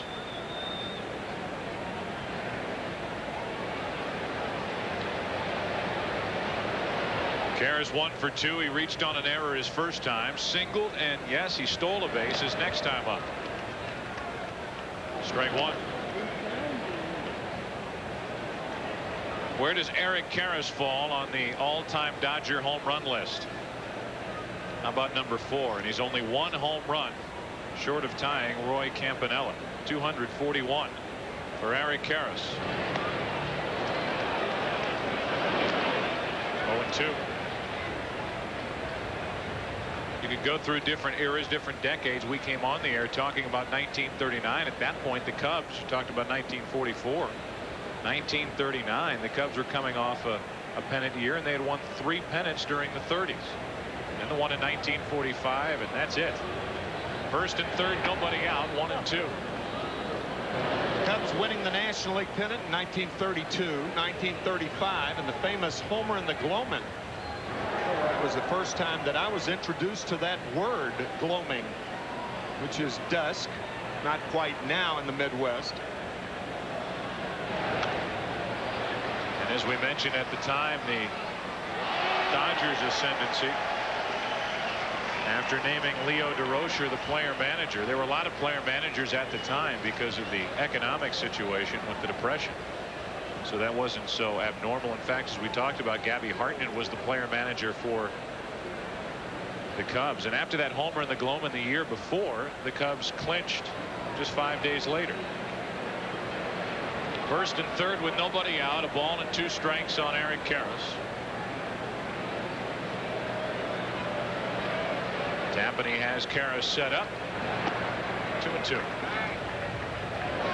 Would it be fair to say that the 50s along some lines could be centered around that great center field battle in New York with Willie, Mickey, and the Duke? Richie Ashburn with Philadelphia. The 2-2 is tapped foul, third base side. They have all 3 in New York in center field. There were 4 years where those 3 were the regular center fielders, all playing at the same time, and during that time, there's a check on the runner at first. Snyder.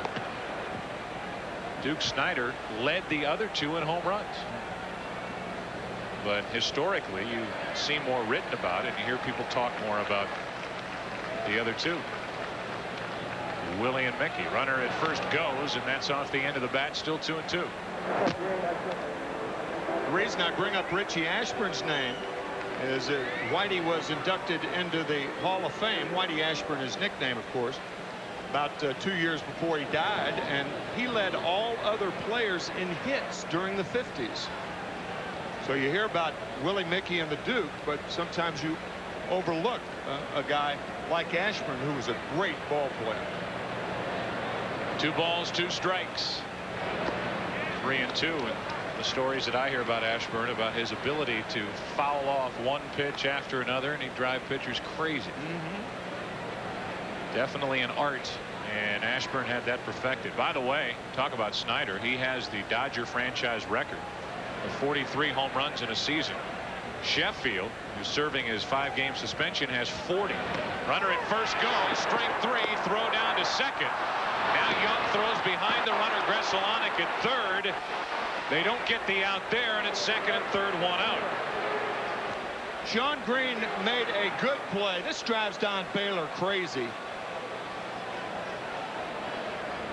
Don, like all good managers, have a penchant to do the little things right. You can see Green stopping. He's retreating to first. But with a guy like Eric Young, with his speed, you got to go right after Sean Green. If the Cubs are ahead by 1, that might have been the right play. But when you're ahead by 2, you got to take the sure out. So instead of 2 out and a runner at third, it's second and third, 1 out, and Todd Hundley has a chance with a hit to tie the game. 3-1 Chicago in the 6th.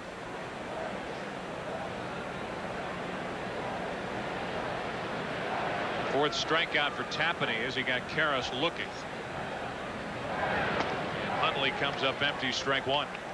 Todd 0 for 2. He's grounded into a double play and struck out.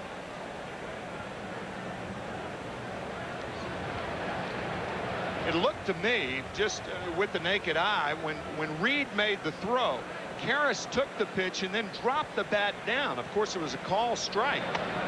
But it looked to me like he could have interfered with Jeff Reed on the throw to second base. Reed did not argue, nor did Don Baylor.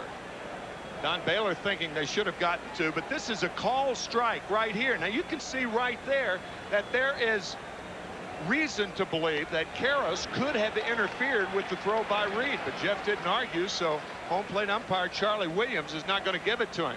One more time, Karras is upset by the call, but right there he is stepping in the lane where Jeff Reed is throwing the ball.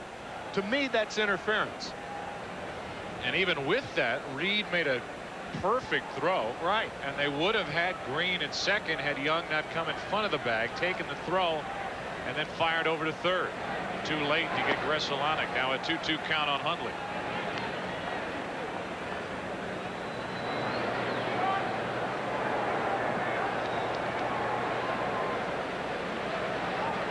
Hundley has driven in 56. 20 home runs in his last 57 games as he waits for a 2-2 from Kevin Tapani.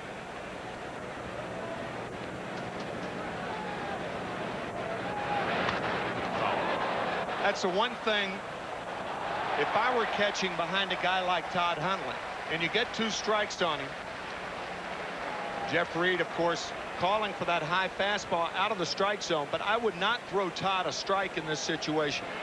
You had first base open. You saw him go after that high fastball right around about neck high. I think Tapani will try to get him out with balls instead of strikes. 2 balls, 2 strikes. 91-mile-an-hour fastball, and Hundley couldn't get around on it. Still 2-2.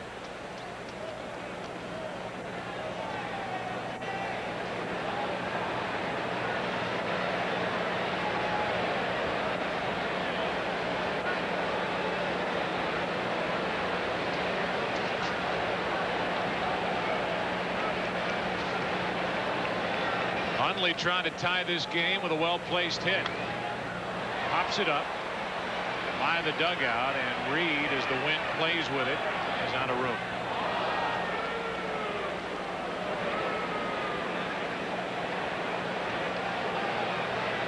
You're going to see by a guy's route to the ball how the wind affects the pop-up here at Wrigley in the way it used to be at Candlestick. Reed was headed down the first baseline in foul territory and then had to circle back around and came back to the near side of the on-deck circle when it was out of play. The TV has changed a lot over the years, but the wind here at Wrigley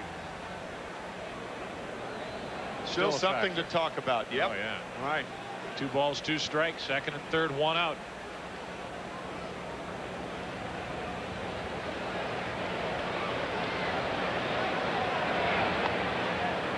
Now full count.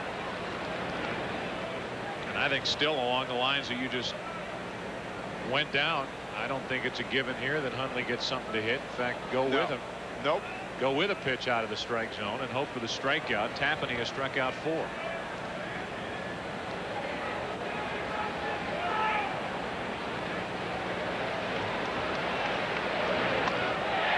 Struck him out.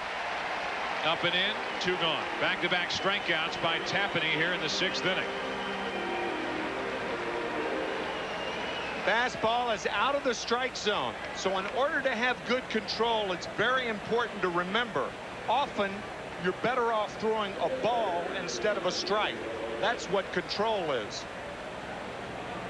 So Hundley's gone, and now Beltre.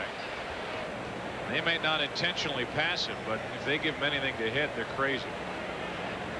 They're going to walk him anyway. Intentional pass to load him up for Bruce Avon. Good call, partner. And I'll tell you one thing. It's very rare when you see a manager have the courage to pitch to Hundley, the left-handed hitter, and then walk the right-handed 20-year-old Adrian Beltre. Baylor knew that Todd has a penchant for going out of the strike zone, particularly with runners on base.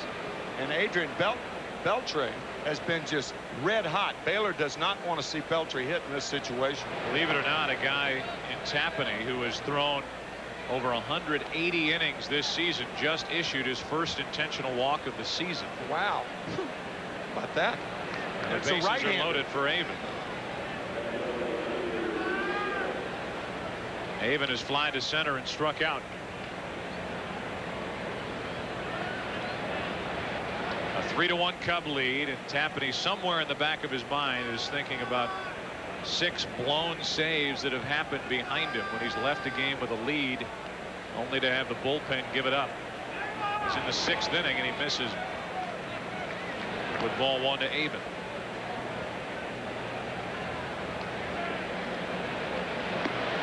Avon 0 for 2 is a Dodger. Greg Olson getting ready for Los Angeles in their bullpen. Not close. 2-0.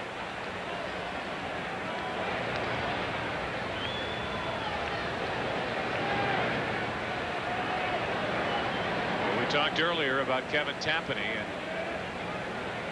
how he detests walks more than anyone. Obviously in this place, this specific spot, no place to put him, but Avon ought to get something to hammer, and he misses again. 3-0.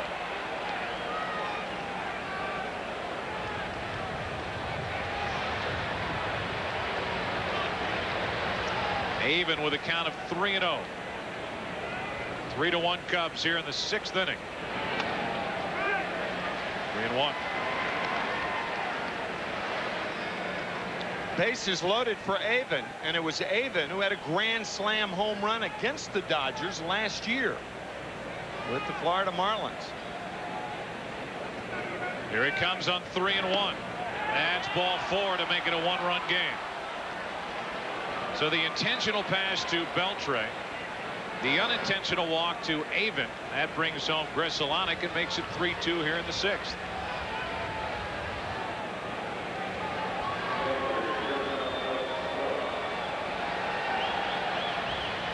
The batter will be Alex Cora. Cora 0 for 2, but he has really battled Tapani in his 2 at-bats, especially his last time up when he eventually lined into left, caught by Rondell White.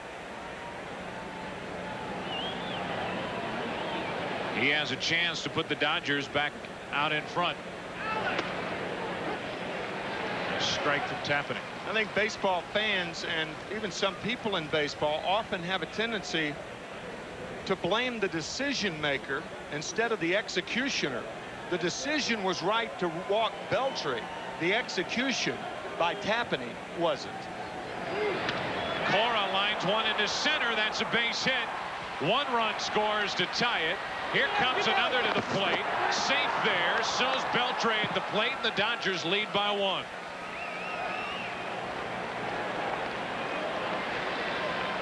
And speaking of execution, Kevin Tapani's probably thinking about Sean Green and attempting to steal second base. He was hung out to dry And Eric Young's decision to go to third too late to get Grzelcyk is the key play in this inning. As a result, the Dodgers have 3 runs in, and they may not be through. Dave Hansen is going to come off the bench and bat for the Dodgers. First base open, 2 out, and Hansen comes up empty. Hansen, one of the game's best pinch hitters. Tom Goodwin, who started the day hitting .266 on deck. Maybe a little leery of an intentional walk to load the bases again, but Hansen's dangerous. That's a fly ball to center. Buford back on the run to make the catch and end the inning. Hansen gave it a ride, but Damon Buford went back and took an extra base hit away. And as it is, a 3-run 6th inning for the Dodgers. They're back on top, bottom of the 6th inning. 4-3 LA.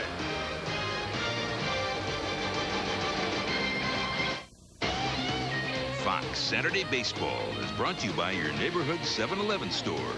Oh, thank heaven for 7-Eleven.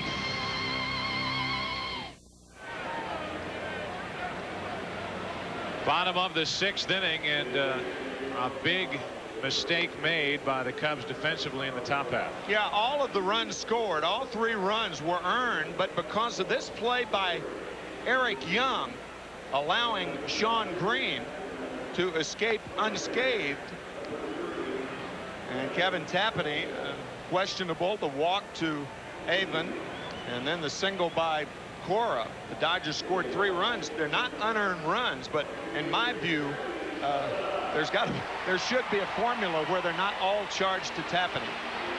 You're not supposed to think that way.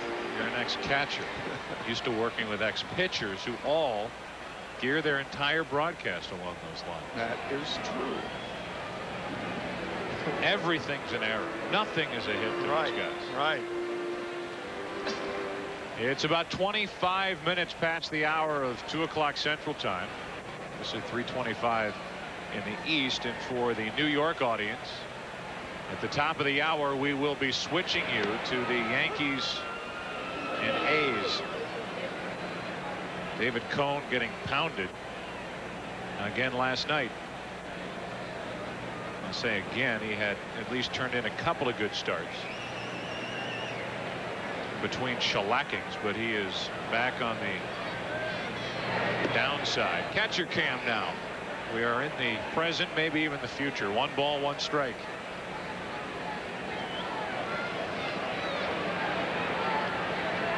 For 3, the Dodgers lead now, and Greg Olson is the new pitcher for Los Angeles. 1 ball, 1 strike. 2-1.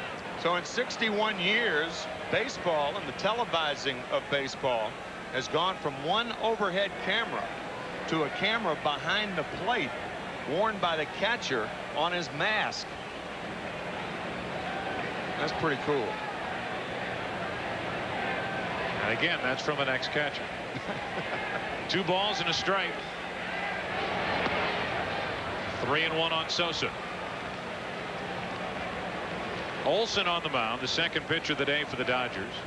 In line for his first major league win as a starter is Matt Herges, who's finished after 5 innings, settled down, allowed 3 runs on 4 hits, a walk, and a strikeout. The numbers for Olson this season, who's been on the disabled list for much of it. That's ripped down the line, fair. Into the corner, should be a double for Sosa. Avon gets it back in, and a good start to the 6th inning for the Cubs.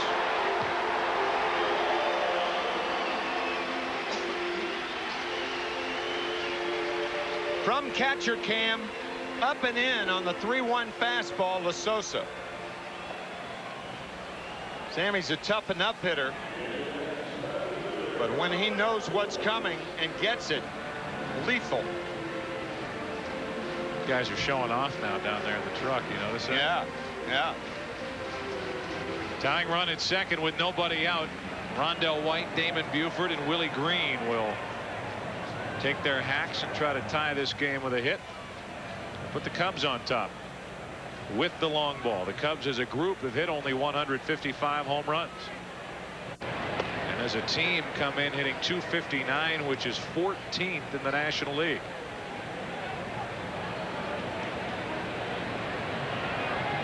And in case you used to watch baseball in 1939, there are 16 teams in the National League now. So that's not good. The 0-1 from Olson. That was the number of teams in all of baseball in 1939. 16, 8 in each league.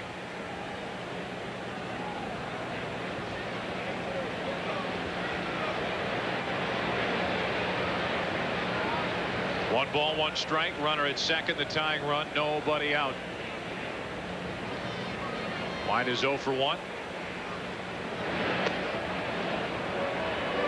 Checked his swing, and he's up on the count. 2 balls and a strike. When Rondell White was a member of the Montreal Expos, he was a favorite of the manager Felipe Alou. Felipe nicknamed him Thunder Hands. He lays off of this breaking ball. Feather hands there, laying off that nasty, wicked breaking ball. Here's a 2-1 from Olson. The opposite way, a base hit. Here comes Sosa. The throw by Green. Too late. Tie game.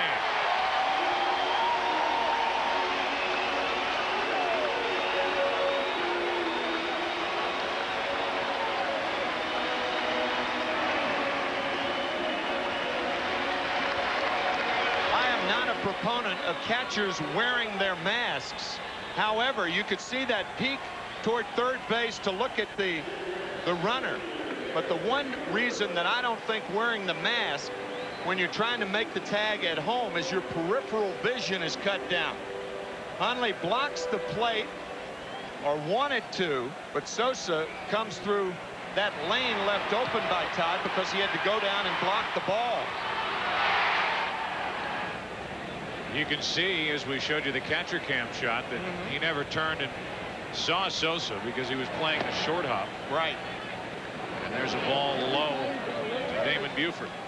One thing a catcher will do on a throw from right field, you pick the runner up when he rounds the bag at third. So therefore, you're concentrating on fielding the ball and making the catch.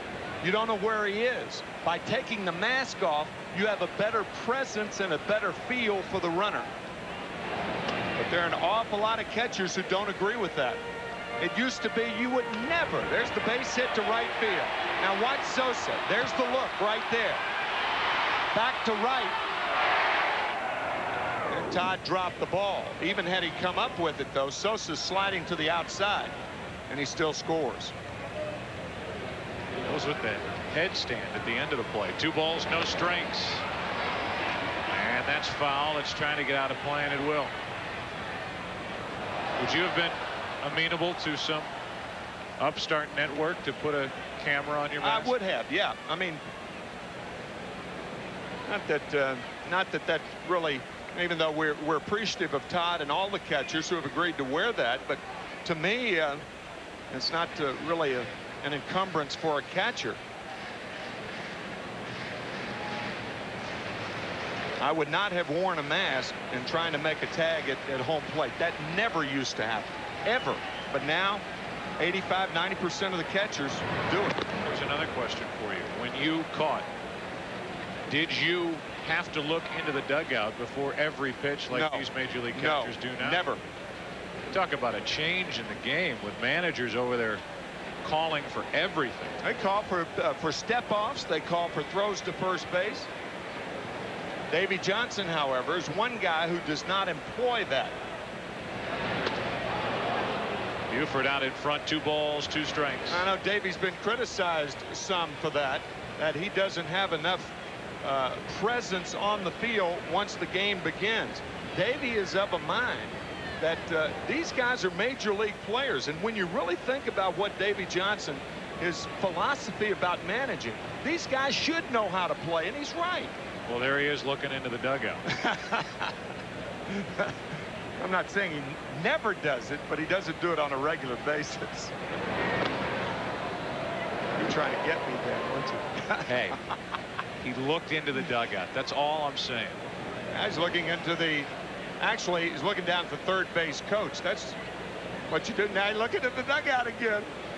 Davey's changed. Davey's changed. Different style of managing now that the Dodgers are 7 games out. 2 balls, 2 strikes. Got it. Olson blew a fastball by him, and the first out here in the 6th inning. Good fastball from Greg Olson, the guy who does not normally strike out that much. Damon Buford. Olson's throwing hard, but the Cubs have touched him for 1 run here in the 6th inning. Willie Green now, who's 0 for 2. He's bounced to Karras twice. Karras is over there holding against the runner White, who has 5 steals. He's had all sorts of knee and hamstring trouble over the years.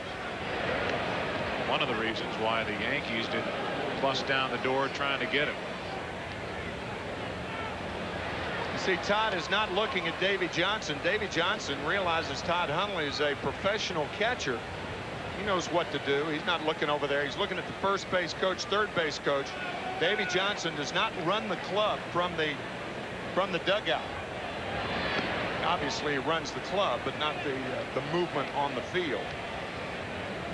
Well, maybe Jim Tracy's doing it over there, or Claude Osteen is doing it over there. Or maybe Todd's looking at an old high school friend in the seats here in Chicago right over the Dodger dugout. Yeah.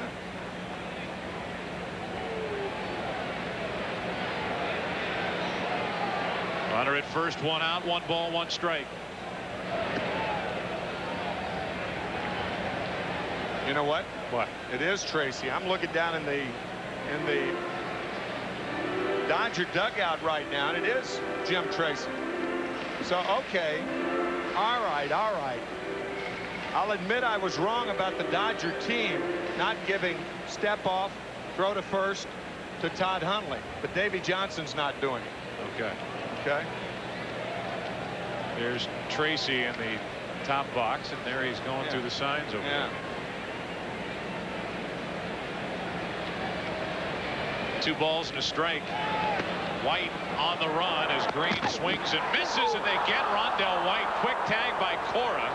And Hundley, whose throwing is getting better, just got a runner who got a terrific jump. Yeah, it takes time for a shoulder to heal. This is an excellent throw. A lot on it, but the tag by Cora, you're right, Joe, the tag made that play.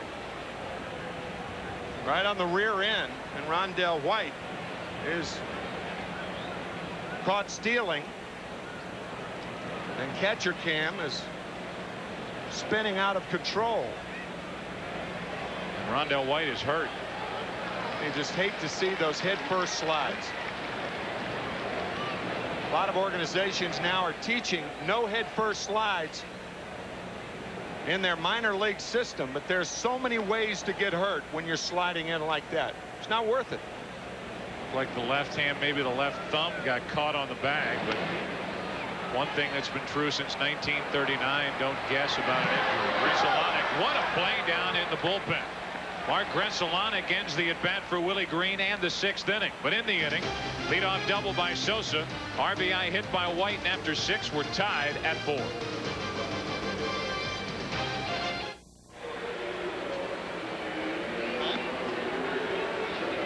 Gary Matthews Jr., obviously the son of Gary Matthews Sr., who is now a broadcaster for the Toronto Blue Jays, is in there in left field for Rondell White. And Tim Worrell is the new Cub pitcher. Kevin Tapani went 6 innings, giving up 8 hits and 4 runs. They were all earned, but as we said, he deserved a better fate after that botched steal by Sean Green. Eric Young going to third base, and Grzelcyk diving back to third. That set the stage for the Dodgers scoring 3 in the top of the 6th inning as Tom Goodwin leads it off against Tim Worrell here in the 7th inning. So neither starter will be involved in the decision. Worrell, who has been with a number of organizations, has been a nice addition to this Cub bullpen. He's the 2nd pitcher of the day for Chicago. And Goodwin comes up empty.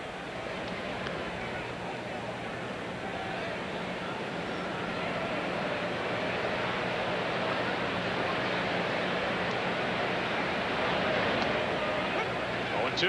Joe, I would assume this is not official, but we assume that a double switch was employed, that Gary Matthews Jr. will hit in the 9-hole in Tappaney's spot. To his left. Gutierrez. And that Worrell will hit in the number 4 spot, vacated by Rondell White, who left the game because of an injury. There's Gary.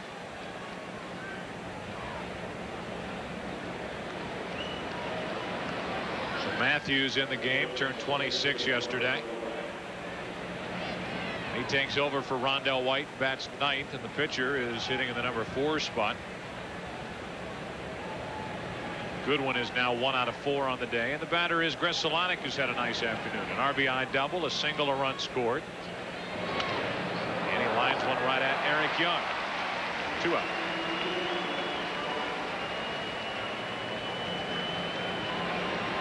Tonight on Fox, all new action, all new drama, and an all new season of Cops. Then a twisted tale of pro football, greed and cocaine cash. An all new episode of America's Most Wanted starting at 8 Eastern, 7 Central on Fox. Times have definitely changed. A strike over the inside corner. Sean Green is 1 out of 3 with 23 home runs on the year, now 88 RBIs.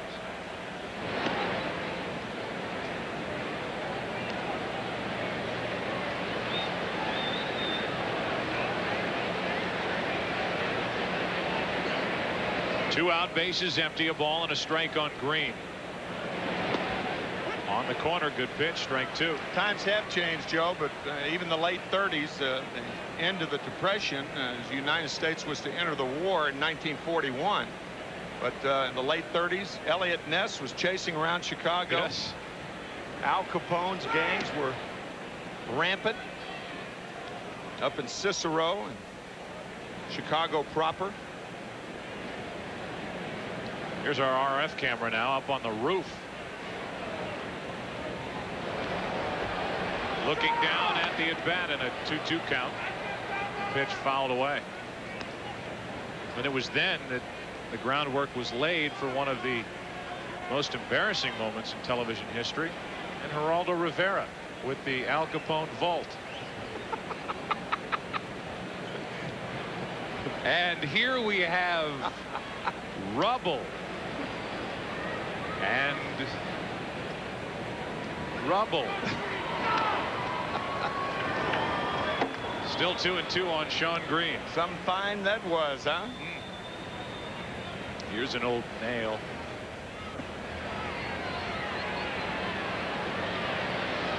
Two balls, 2 strikes on Green. Harris on deck, and Worrell trying to keep it a tie game and let everybody here at Wrigley enjoy a nice 7th inning stretch. 3-2. Whoever operates that manually operated scoreboard out in the outfield is phenomenal. They are the quickest trigger in baseball. They seem to know the pitch before it happens. They have a 3-2 count up there, and that's ball 4, a 2-out walk. So a base runner here in the 7th inning for the Dodgers.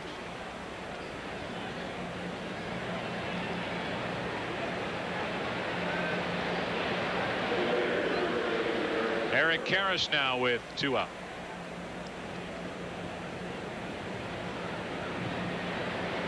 There's the guy on the scoreboard. Eating peanuts right now, right? Something. Velements, maybe. 1 on, 2 out. Check on the runner Green. Sean Green ran about 95 feet to steal his last base. He ran 52 feet forward, then 5 feet back, and then 13 feet to second base. And he was short by 20 feet. And Eric Young went to third base to try to get Grzelcyk diving back. Unsuccessful, and as we said, that set it up for the Dodgers to score 3 in that inning. But I would suspect that Green will try to run here.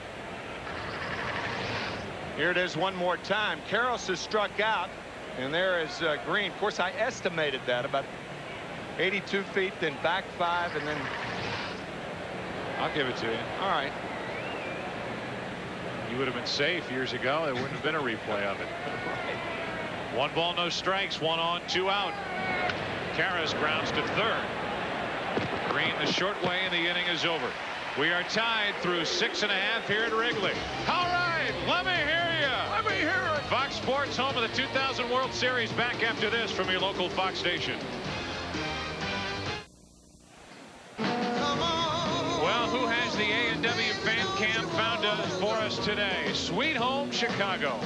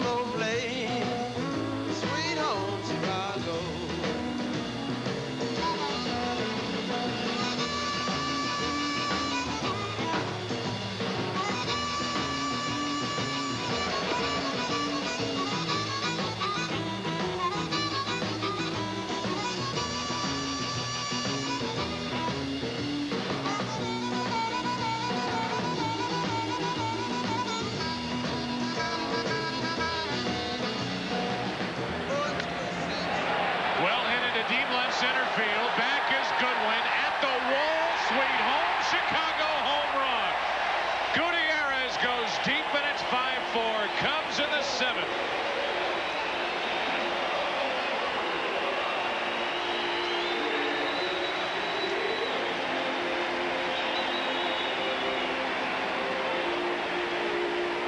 When Willie Mays was playing, he perfected the basket catch. The basket here around the wall at Wrigley Field, right above the ivy, was inserted in the late 60s, early 70s, about that time. And that was the reason that Gutierrez has a home run. Fastball inside.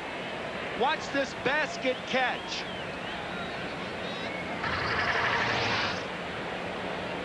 Cubs take the lead again. And the ball sinks low and away to Reed. The reaction of Greg Olson, who has just given up the home run. That's a Wrigley Field pitcher's look right there. Incredulous.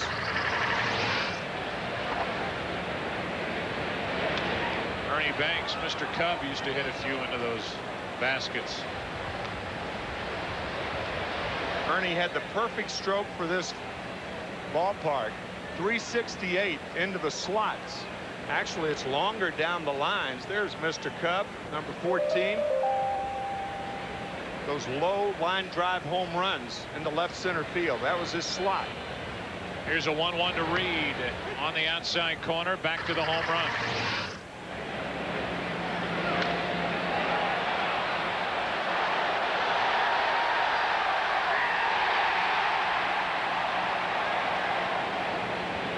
Banks' 500th home run wasn't all that different. It did, I believe, make the first or second row of the bleachers in left center field, but not much more than that. A ball and 2 strikes on Reed with nobody on or out, or run home. Jeff 1 out of 2 on the afternoon with Gary Matthews Jr. to follow. Boy, when Greg Olson first came to the big leagues with Baltimore, he had an over-the-top hammer of a curveball that was just nasty in the 9th inning. He was lights out. He was so good, and that curveball was so good and so wicked, Joe, that you thought there is no way for him to pitch for any length of time without coming down with arm problems. You can't throw a pitch that devastating without it being a real problem for the elbow and/or shoulder. 2 balls, 2 strikes. As the Cubs are back on top. It's really been a good game outside of all the other stuff that we've tried to do here today. It's been a fun game to cover. The 2-2 is in the dirt. Nobody backing up Olson in that Dodger bullpen, which got some work here yesterday in both ends of the doubleheader, including Jeff Shaw saving both games. The Dodger 5-game winning streak is in jeopardy here on a Saturday afternoon.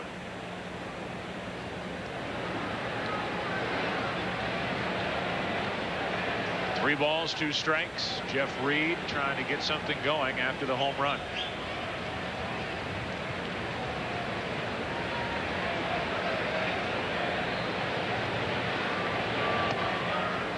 Missed the outside corner and the walk.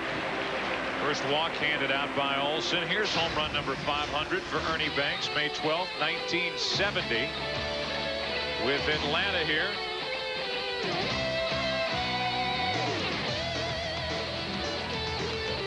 First row of the bleachers. Pat Jarvis served it up, and Ernie Banks caught the front row of the bleachers.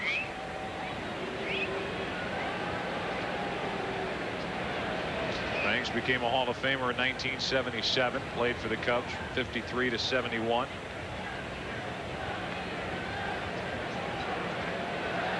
For those of you getting the Yankees Oakland game, we will be taking you there in about 4 minutes. Hundley was pointing the way for Olson to throw. He had the play, throws wild, and it's first and third, nobody out. Why was Todd holding his mask that long? You immediately get rid of the mask. And that ball hit Gary Matthews on the right heel, I believe, but it appeared that Matthews was outside the line. It was close, but it appeared to me with the naked eye. We'll see one more time, but watch Hundley. Now watch Todd get the mask and hold the mask and hold it and hold it. It looked like he thought the ball might bounce toward Olson. And by holding the mask, oh no, he was inside the line. The Dodgers have a pretty good argument right there. Jeff Reed goes to third on the throwing error, but it looked like Gary Matthews was inside the line when it made contact. A belated throw by Hundley off balance. You cannot be inside that line when the ball makes contact. He should have been called out. Instead, it's a base hit, error 2 on Hundley. Todd was directing traffic and telling Olson where to throw, but that had so much backspin on it. Jump back to Hundley, and he couldn't make the play. First and third, nobody out, and the Dodgers in deep trouble here in the 7th. Throw right here, and the Dodgers are not arguing this call, and it's very surprising. You got to argue this call. Clearly, Matthews was inside the line when the ball made contact. You've never seen a look of surprise and elation as you would have seen on the faces of these umpires, knowing that for the first 5 innings we wouldn't be doing replays. Not only that, Joe, but Gary Matthews stepped over the bag. Had the Dodgers recovered in time and tagged Gary, they would have tagged him out. I didn't see it the first time around, but watch Gary Matthews. The ball makes contact, and he steps over the bag. So all the Dodgers would have to do is pick it up and go tag Gary out. But confusion on the part of the Dodgers defense there. First and third, nobody out. 0-1 on Young, trying to add to the Dodger lead. The Cub lead, rather, and it's up and in for ball 1, 1-1. Young was with the Dodgers last year. They ended up trading him here to Chicago along with Ismael Valdez. And a few weeks ago, the Dodgers reacquired Valdez from these Cubs. He's been pretty good since putting that Dodger uniform back on. That's low. And it's 2-1 on Young. Antonio Osuna, a right-hander, getting ready for the Dodgers in their bullpen as Olson is struggling here in the 7th. We understand that Rondell White, the word on White, it was the left arm, dislocated left shoulder when he went in hand first to the second base bag last inning. 3-1 on Young.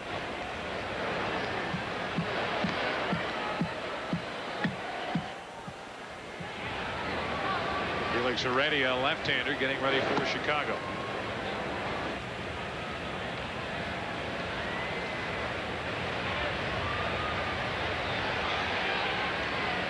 Runner at first goes, and he'll have to come back. Gutierrez, by the way, who homered to start this inning, his first year with the Cubs, is blowing away his previous season high in the home run department, which had been 5. Now he's got 10, and he has 49 RBIs, which is also a career high. You know, with the runner running in this situation, even though there's none out, Grudzielanek properly has dropped back. He's not playing all the way in. And the reason he's doing that, the second baseman of the Dodgers, he is right there, but you can see the reason he is doing that. I thought that was on free-hand draw then, huh? That's that trick play that rarely works, but has worked for a number of pitchers this year. But the reason, once again, that Mark is doing that, it gives him a better angle to cover second base in case Young were to strike out. So they've gone from all the way in to halfway.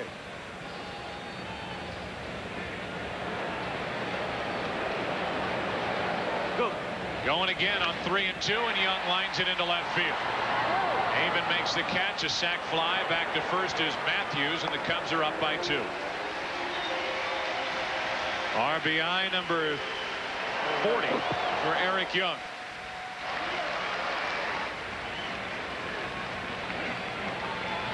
And it's 6-4 Chicago here in the 7th inning.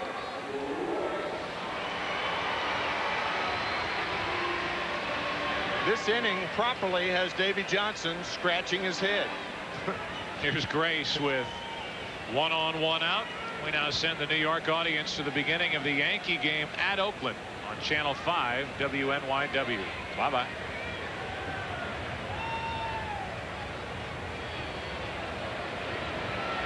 And for the rest of us, it's time for a pitching change.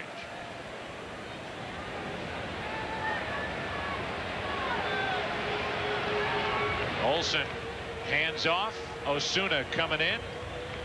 Cubs have scored twice, and they lead here in the 7th, 6-4.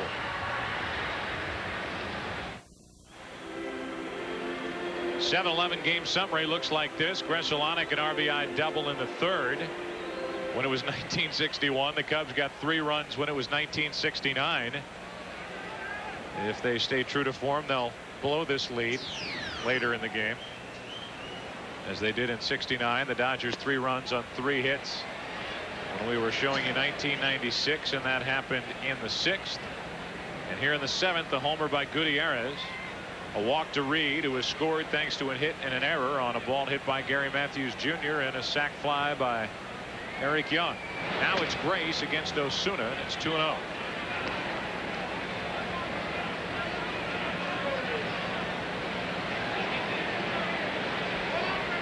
Mark Grace is approaching some milestones. Today has a hit in 3 at-bats. Goes up after that one and pops it into shallow left for Avon. 2 out.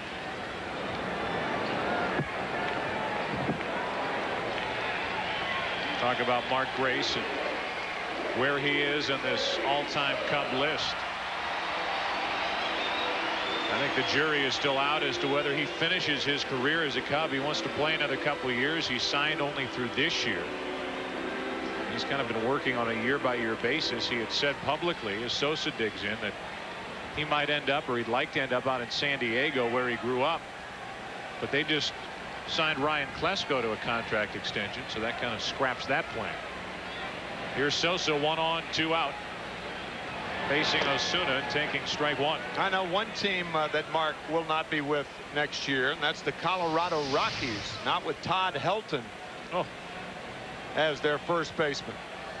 Well, Grace is in the category of rest of the team, while Sosa has been doing that. 20 home runs since the All-Star break. The rest of the entire club only 18. Sosa 0-2. Joe, the reason I bring up Todd Helton wears number 17 in honor of Mark Grace. There was even some, I was kidding Mark before the game in the Cubs clubhouse, and I said, You think Helton will shave his head like you did? He said, not with that stroke of his, not the way he's been hitting. We understand that Todd Helton has 2 hits today. He's hitting .393 now, his updated average. And as you watched Mark Grace wrap his gum around that substance. Ugh. I'll tell you that Grace is 10 RBIs short of 1,000 in his career, and 2 homers short of 150 in his career. 1 on, 2 out, and a throw to first to check on Matthews.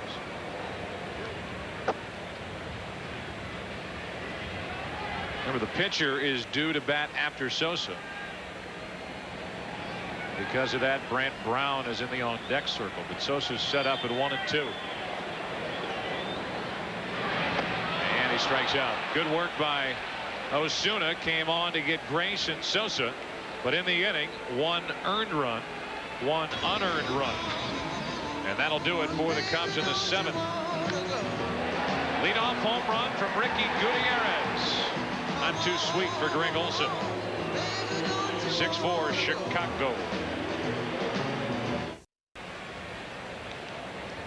Well, the Monster.com blimp Trump is providing us with these live aerial shots of the game today. Monster.com helps you take charge of your career. Put yourself in the driver's seat today by building your online resume and searching over 380,000 job postings. Monster.com for work-life possibilities. They have joined us here at Wrigley as the weather has continued to improve since the start. It was sprinkling when we were all in our 1939 mode. Now the sun is out and the game is in the 8th inning.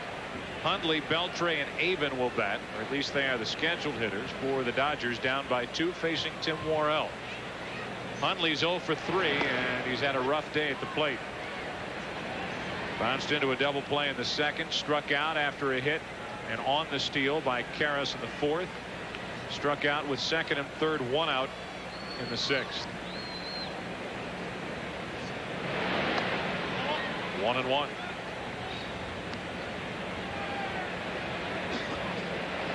Tim Worrell is the younger brother of Todd Worrell. Starred with the Cardinals and the Dodgers.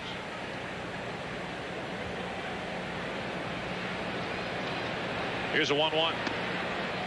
Strike 2.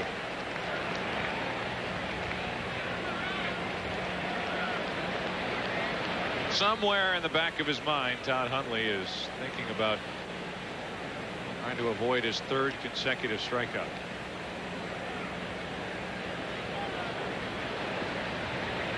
Worrell pitched around a 2-out walk last inning.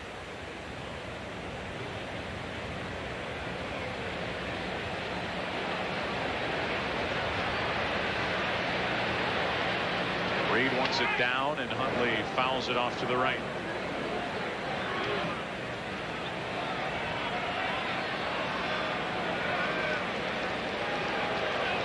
Dodgers lost the first game of a 4-game set to Montreal this past week, then won the next 3, so they won that series. So far 2-0 on an 8-game trip, with 3 coming in Milwaukee after tomorrow's game here in Chicago. They are on the edge, if that, in the race in the NL West. A 1-2 to Hundley. Do it again. The breakout game for the Dodgers this week was that 16-run attack against Montreal on Tuesday night. A game in which they had 16 hits, 6 home runs. A lot of offensive players got happy in that game, and they've allowed that momentum to carry them through yesterday, but trail here. 2-2 now on Hundley.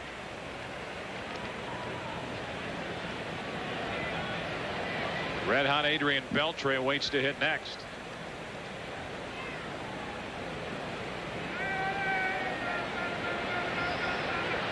Beltre's been on base twice today, had 5 hits in the doubleheader yesterday. Right now it's Hundley, and it's a full count. We talked about how Hundley was a bad ball swinger with 2 strikes on him. Rarely will hitters swing at bad balls that are outside. Usually bad balls, to get a bad ball hitter to swing, you have to pitch him something in tight. Hundley gets under it, flies it into right center field. Buford coming on. One out. Hundley is 0 for 4. Let's take you back to the Fox Television Center as we stay in the present with Keith. All right, Joe. Todd Helton in Pittsburgh singling to score one. Don't call me Robes-Pierre in the second. He went 2 for 4. He was hitting .392. Now he's hitting .393. It's 8-3 Rockies in the 8th. Joe, it's been years since we talked. Well done, guys, in the studio with the pregame. Great. They were terrific with the updates. We are secure back there.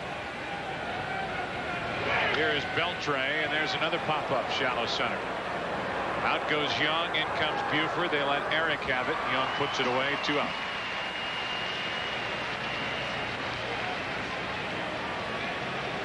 And the bases are empty for Bruce Avon. In-game box score looks like this. It's brought to you by Coors. Veselanic a 2-hit day with an RBI. Green has a hit, and he scored a run.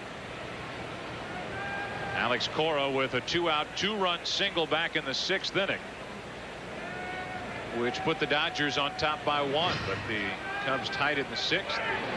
Took the lead in the 7th, and with 2 out, nobody on, strike 1 on Avon.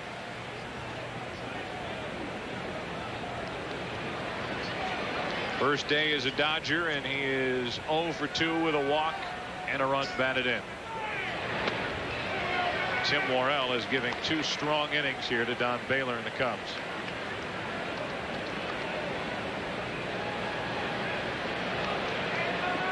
Worrell started this spring with Baltimore.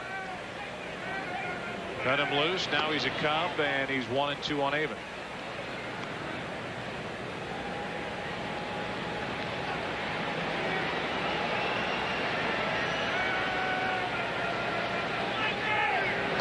Two and 2. The Cubs, who were initially hot right after the All-Star break, have absolutely fallen apart. They've lost 9 of their last 10. And that 15-5 breakout game Wednesday in Houston. Trying to get one here today. Avon flies one into right. Sosa coming to get it. Inning over. Good work by Tim Worrell. 2 scoreless innings. In the setup role, we go to the bottom of the 8th inning. A pinch hitter will start it for Chicago. Turns into a beautiful day. 6-4 Cubbies. Fox Saturday Baseball is brought to you by American General Financial Group. Live the life you've imagined.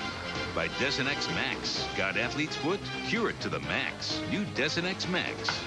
By Rogaine Extra Strength for men. And by WebMD, the healthcare destination for you and your doctor.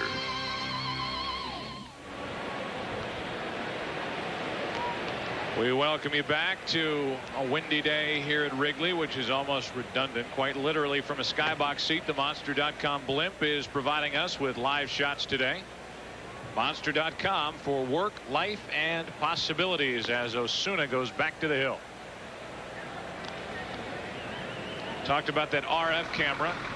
Now it can go anywhere. It's across the street at the fire station. And old engine number 78 is ready, willing, and able in case it's needed. Right on Waveland Avenue. That is beyond the left field wall here at Wrigley Field. And they're beyond the right field wall. Some interesting signage. You see the Torco sign there. And then the numbers right here. They say AC 11 55 92. And we're going to explain those numbers. AC is year of 11 years since winning a division, 55 years since winning a pennant, 92 years since winning a World Series. Boy, I've learned a lot today. A long time. Not only that, do you speak Latin? Right to the left of that of those numbers. Torco? Is that Latin? 2 signs down from the Torco sign. We'll show it to you after this pitch. Amos Catulli. 1 ball, 1 strike, and Brown out in front. There it is. It's Latin for let's go Cubs. It is. A ball and 2 strikes. Friendly Confines. No other park has a pseudonym of Friendly Confines, right? Well, some people have liked to steal it over the years. Yeah, they'd like to, but nothing applies to Friendly Confines like Wrigley Field. Here is the in-game box score for the Cubs, brought to you by Coors. Young with 3 RBIs today. Gutierrez with a go-ahead home run in the 7th inning. Otherwise, they've been pretty much shut down today. Those brothers drilled that Latin into you, didn't they? They did. The Christian brothers, yes. Into center field for out number 2. You know what? I found out earlier this week, a Murray Chas column. There's Harry Carey, who drilled the fun of the game into so many Cub fans, so many White Sox fans, so many Cardinal fans. Hey, hey, hey, that's Jack Brickhouse. But there is a young lady, 17 years old. She'll be attending the University of Chicago this fall, and her name is Elizabeth Wrigley Field. And she's never been here. She's never been to Wrigley Field, no. A strike on the outside corner from Osuna. If you're going to go to the University of Chicago, trip to Wrigley Field is right around the corner.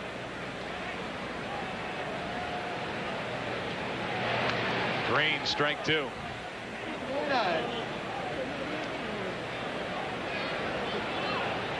Rather unusual last name. It is. It is. Packed house here at Wrigley on a Saturday afternoon. Wrigley Field. Wrigley Field. What's her first name? Elizabeth. Elizabeth.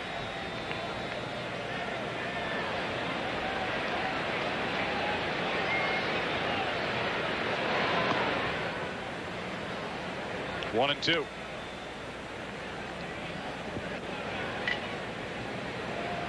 Throws a party around the holidays. Are you at the Wrigley Field? Probably a packed house. Wrigley Fields. Open house. Green strikes out with Aguilera getting ready for the Cubs out in their bullpen, and this game gets into the 9th inning. Dodgers coming to bat. They'll have to take on Aguilera. They're down 2.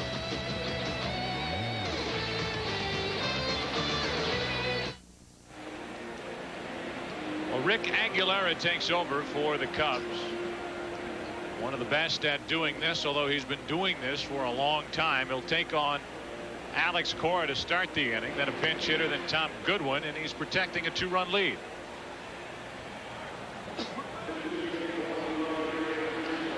Eight for 8 in his last save opportunities. Member of the 300 save club. Joined that elite group on June 2nd. 2-0 win over Detroit.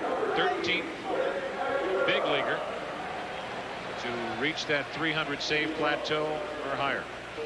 Started off as a starter for the New York Mets back in the mid-'80s. Changed into a reliever by Tom Kelly and Dick Such, the pitching coach under Tom, the Minnesota Twins. Flourished there as a reliever and is doing the same here with Chicago.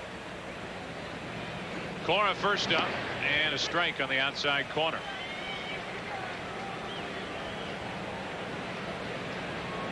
Cora today 1 out of 3. He's lined out, and he's picked up a 2-out 2-run single. He did that back in the 6th inning, which gave the Dodgers a short-lived lead.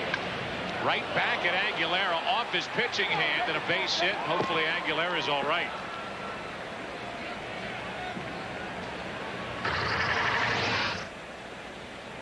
A little scooting. No, that's a line drive. I thought the ball hit the plate before it hit his hand. It looked like it hit the heel of the hand. Now the trainer coming out to look at it. Obviously that's better than one of the fingers, one would think.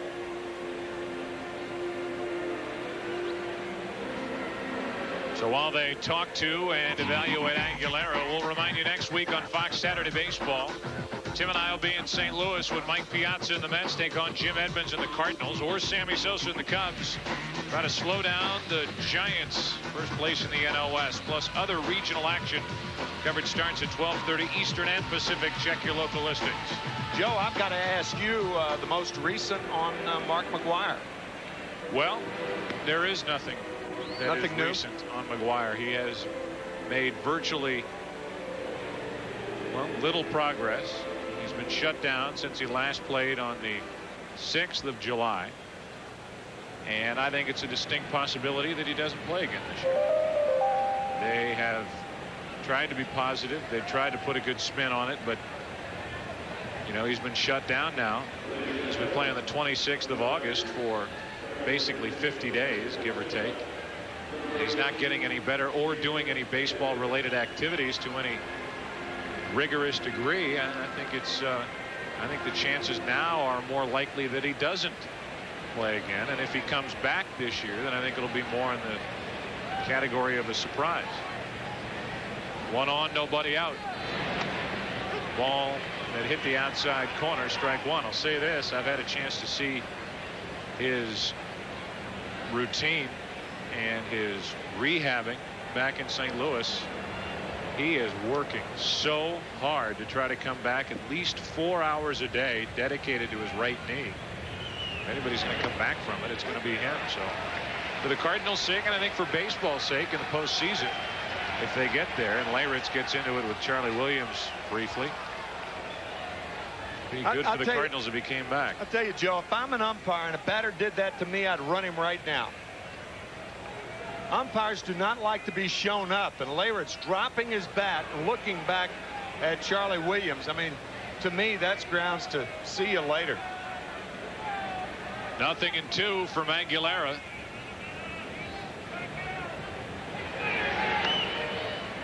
One and two. Here it is once again. Jim thought that pitch was inside.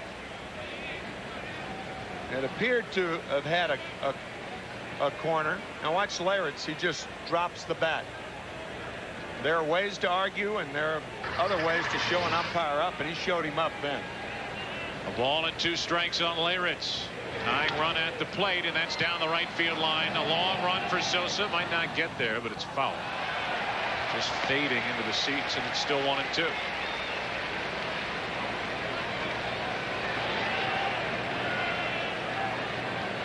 Leyritz loves the ball out over the plate.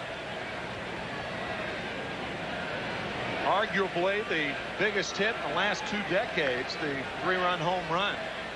Leyritz off Mark Wohlers in the 1996 World Series to tie a game won by the Yankees. Wohlers back in the big leagues. What a great story that is. Back with Cincinnati.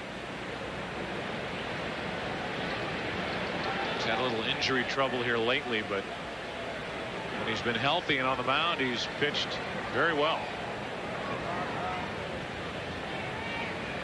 Leyritz waiting for another 1-2 delivery from Aguilera.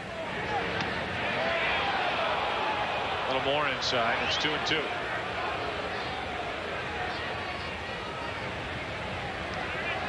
If Leyritz had time to apologize for what he did after strike 2, he would have done it when that pitch was caught by Jeff Reed. Sorry.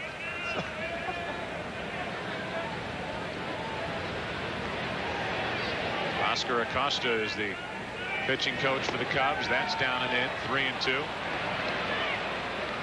Aguilera is not in the category of the kind of closer now that can just rear back and blow it by you. So if he, as he moves the ball around, misses, falls behind in the count, or is in a spot like he is here where he has to throw a strike, he is beatable.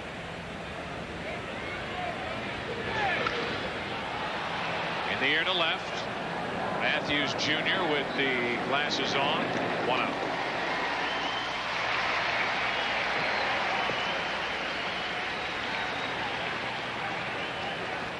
I guarantee you Leyritz will tell you that was one he should have driven out of here. Yep. Heredia is getting loose to face Sean Green. Should the Cubs face Green, Goodwin the leadoff batter, and then Grzelcyk the right-handed batter. So Aguilera will pitch to both Goodwin and Grzelcyk, one might think, and then the left-hander in to pitch to Green. But you're right, Leyritz would like to have that pitch back. So Goodwin now, who's 1 out of 4 with a single, reached on a force out in the 3rd and scored on an RBI double with 2 out by Grzelcyk waits. Not a big home run threat here. Strike hits the outside corner. You know, though, Joe, something to think about. If you're Alex Cora on at first base, you're trailing by 2 runs. You wouldn't even think about going to third base on a base hit up the middle, right center field. You'd stop at second. But with Goodwin as the batter, you want to think about going to third so you can clear second base for the tying run, potentially. This is a very unusual situation with the Dodgers trailing by 2 right here. 0-2 on Goodwin. Goodwin hoping that Cora has to think about something like that, but he's set up at 0-2.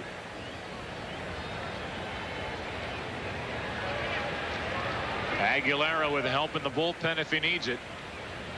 Gave up a leadoff hit to Cora. He's 2 out of 4 today. Got Leyritz on a fly ball to left, and now the 0-2. Blown past Goodwin, 2 out. And the Dodgers are down to their final out. High fastball. Out letter high. Gets Goodwin. First strikeout for Aguilera.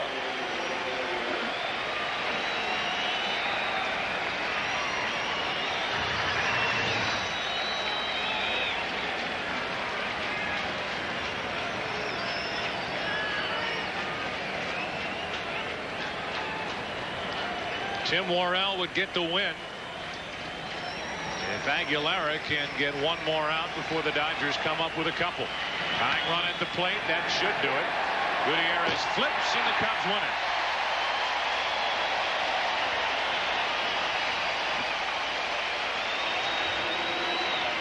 So the Cubs get a win, first of this series. Worrell the winner, Olsen the loser. Aguilera's 28th save, and we will come back here to Wrigley with highlights of our turn back the clock game in a moment.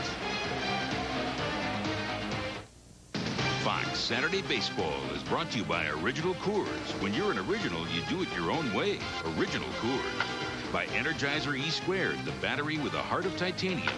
By MasterCard. MasterCard, proud sponsor of Major League Baseball and fan of the great American pastime. And by Pepsi, the joy of cola. Final score from Wrigley Field. The Cubs win it 6-4. The Cubs get their 56th win of the year. The Dodgers, while they had come in with a 5-game winning streak, lose it. They're 67-62, and at the moment 7.5 games out in the NL West. Our American General play of the day looks like this. The Gutierrez home run with Sweet Home Chicago playing in the background into the basket, and the Cubs were out in front 5-4. They won it 6-4. So this has been a fun day here at Wrigley Field for all of us, and again an opportunity for those of us at Fox to turn back the clock and try to remind some of you how baseball was covered, educate some of you how baseball was covered dating back to 1939 and different spots throughout history leading up to the present.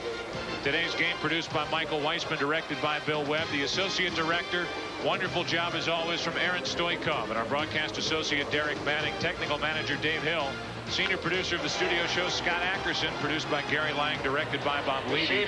The senior producer of Fox Sports is Bill Brown. The executive producers of Fox Sports, David Hill and Ed Gorin. All of them seem to have been. Our special thanks to Cindy Buckner, Elaine Downs, and Donna Beltran, as we tell you to log on for more information to foxsports.com. For Tim McCarver, I'm Joe Buck. So long from Chicago. Final score 6-4 Cubs. You've been watching Fox Sports coverage of Major League Baseball and its history on television. This is your home of the 2000 World Series.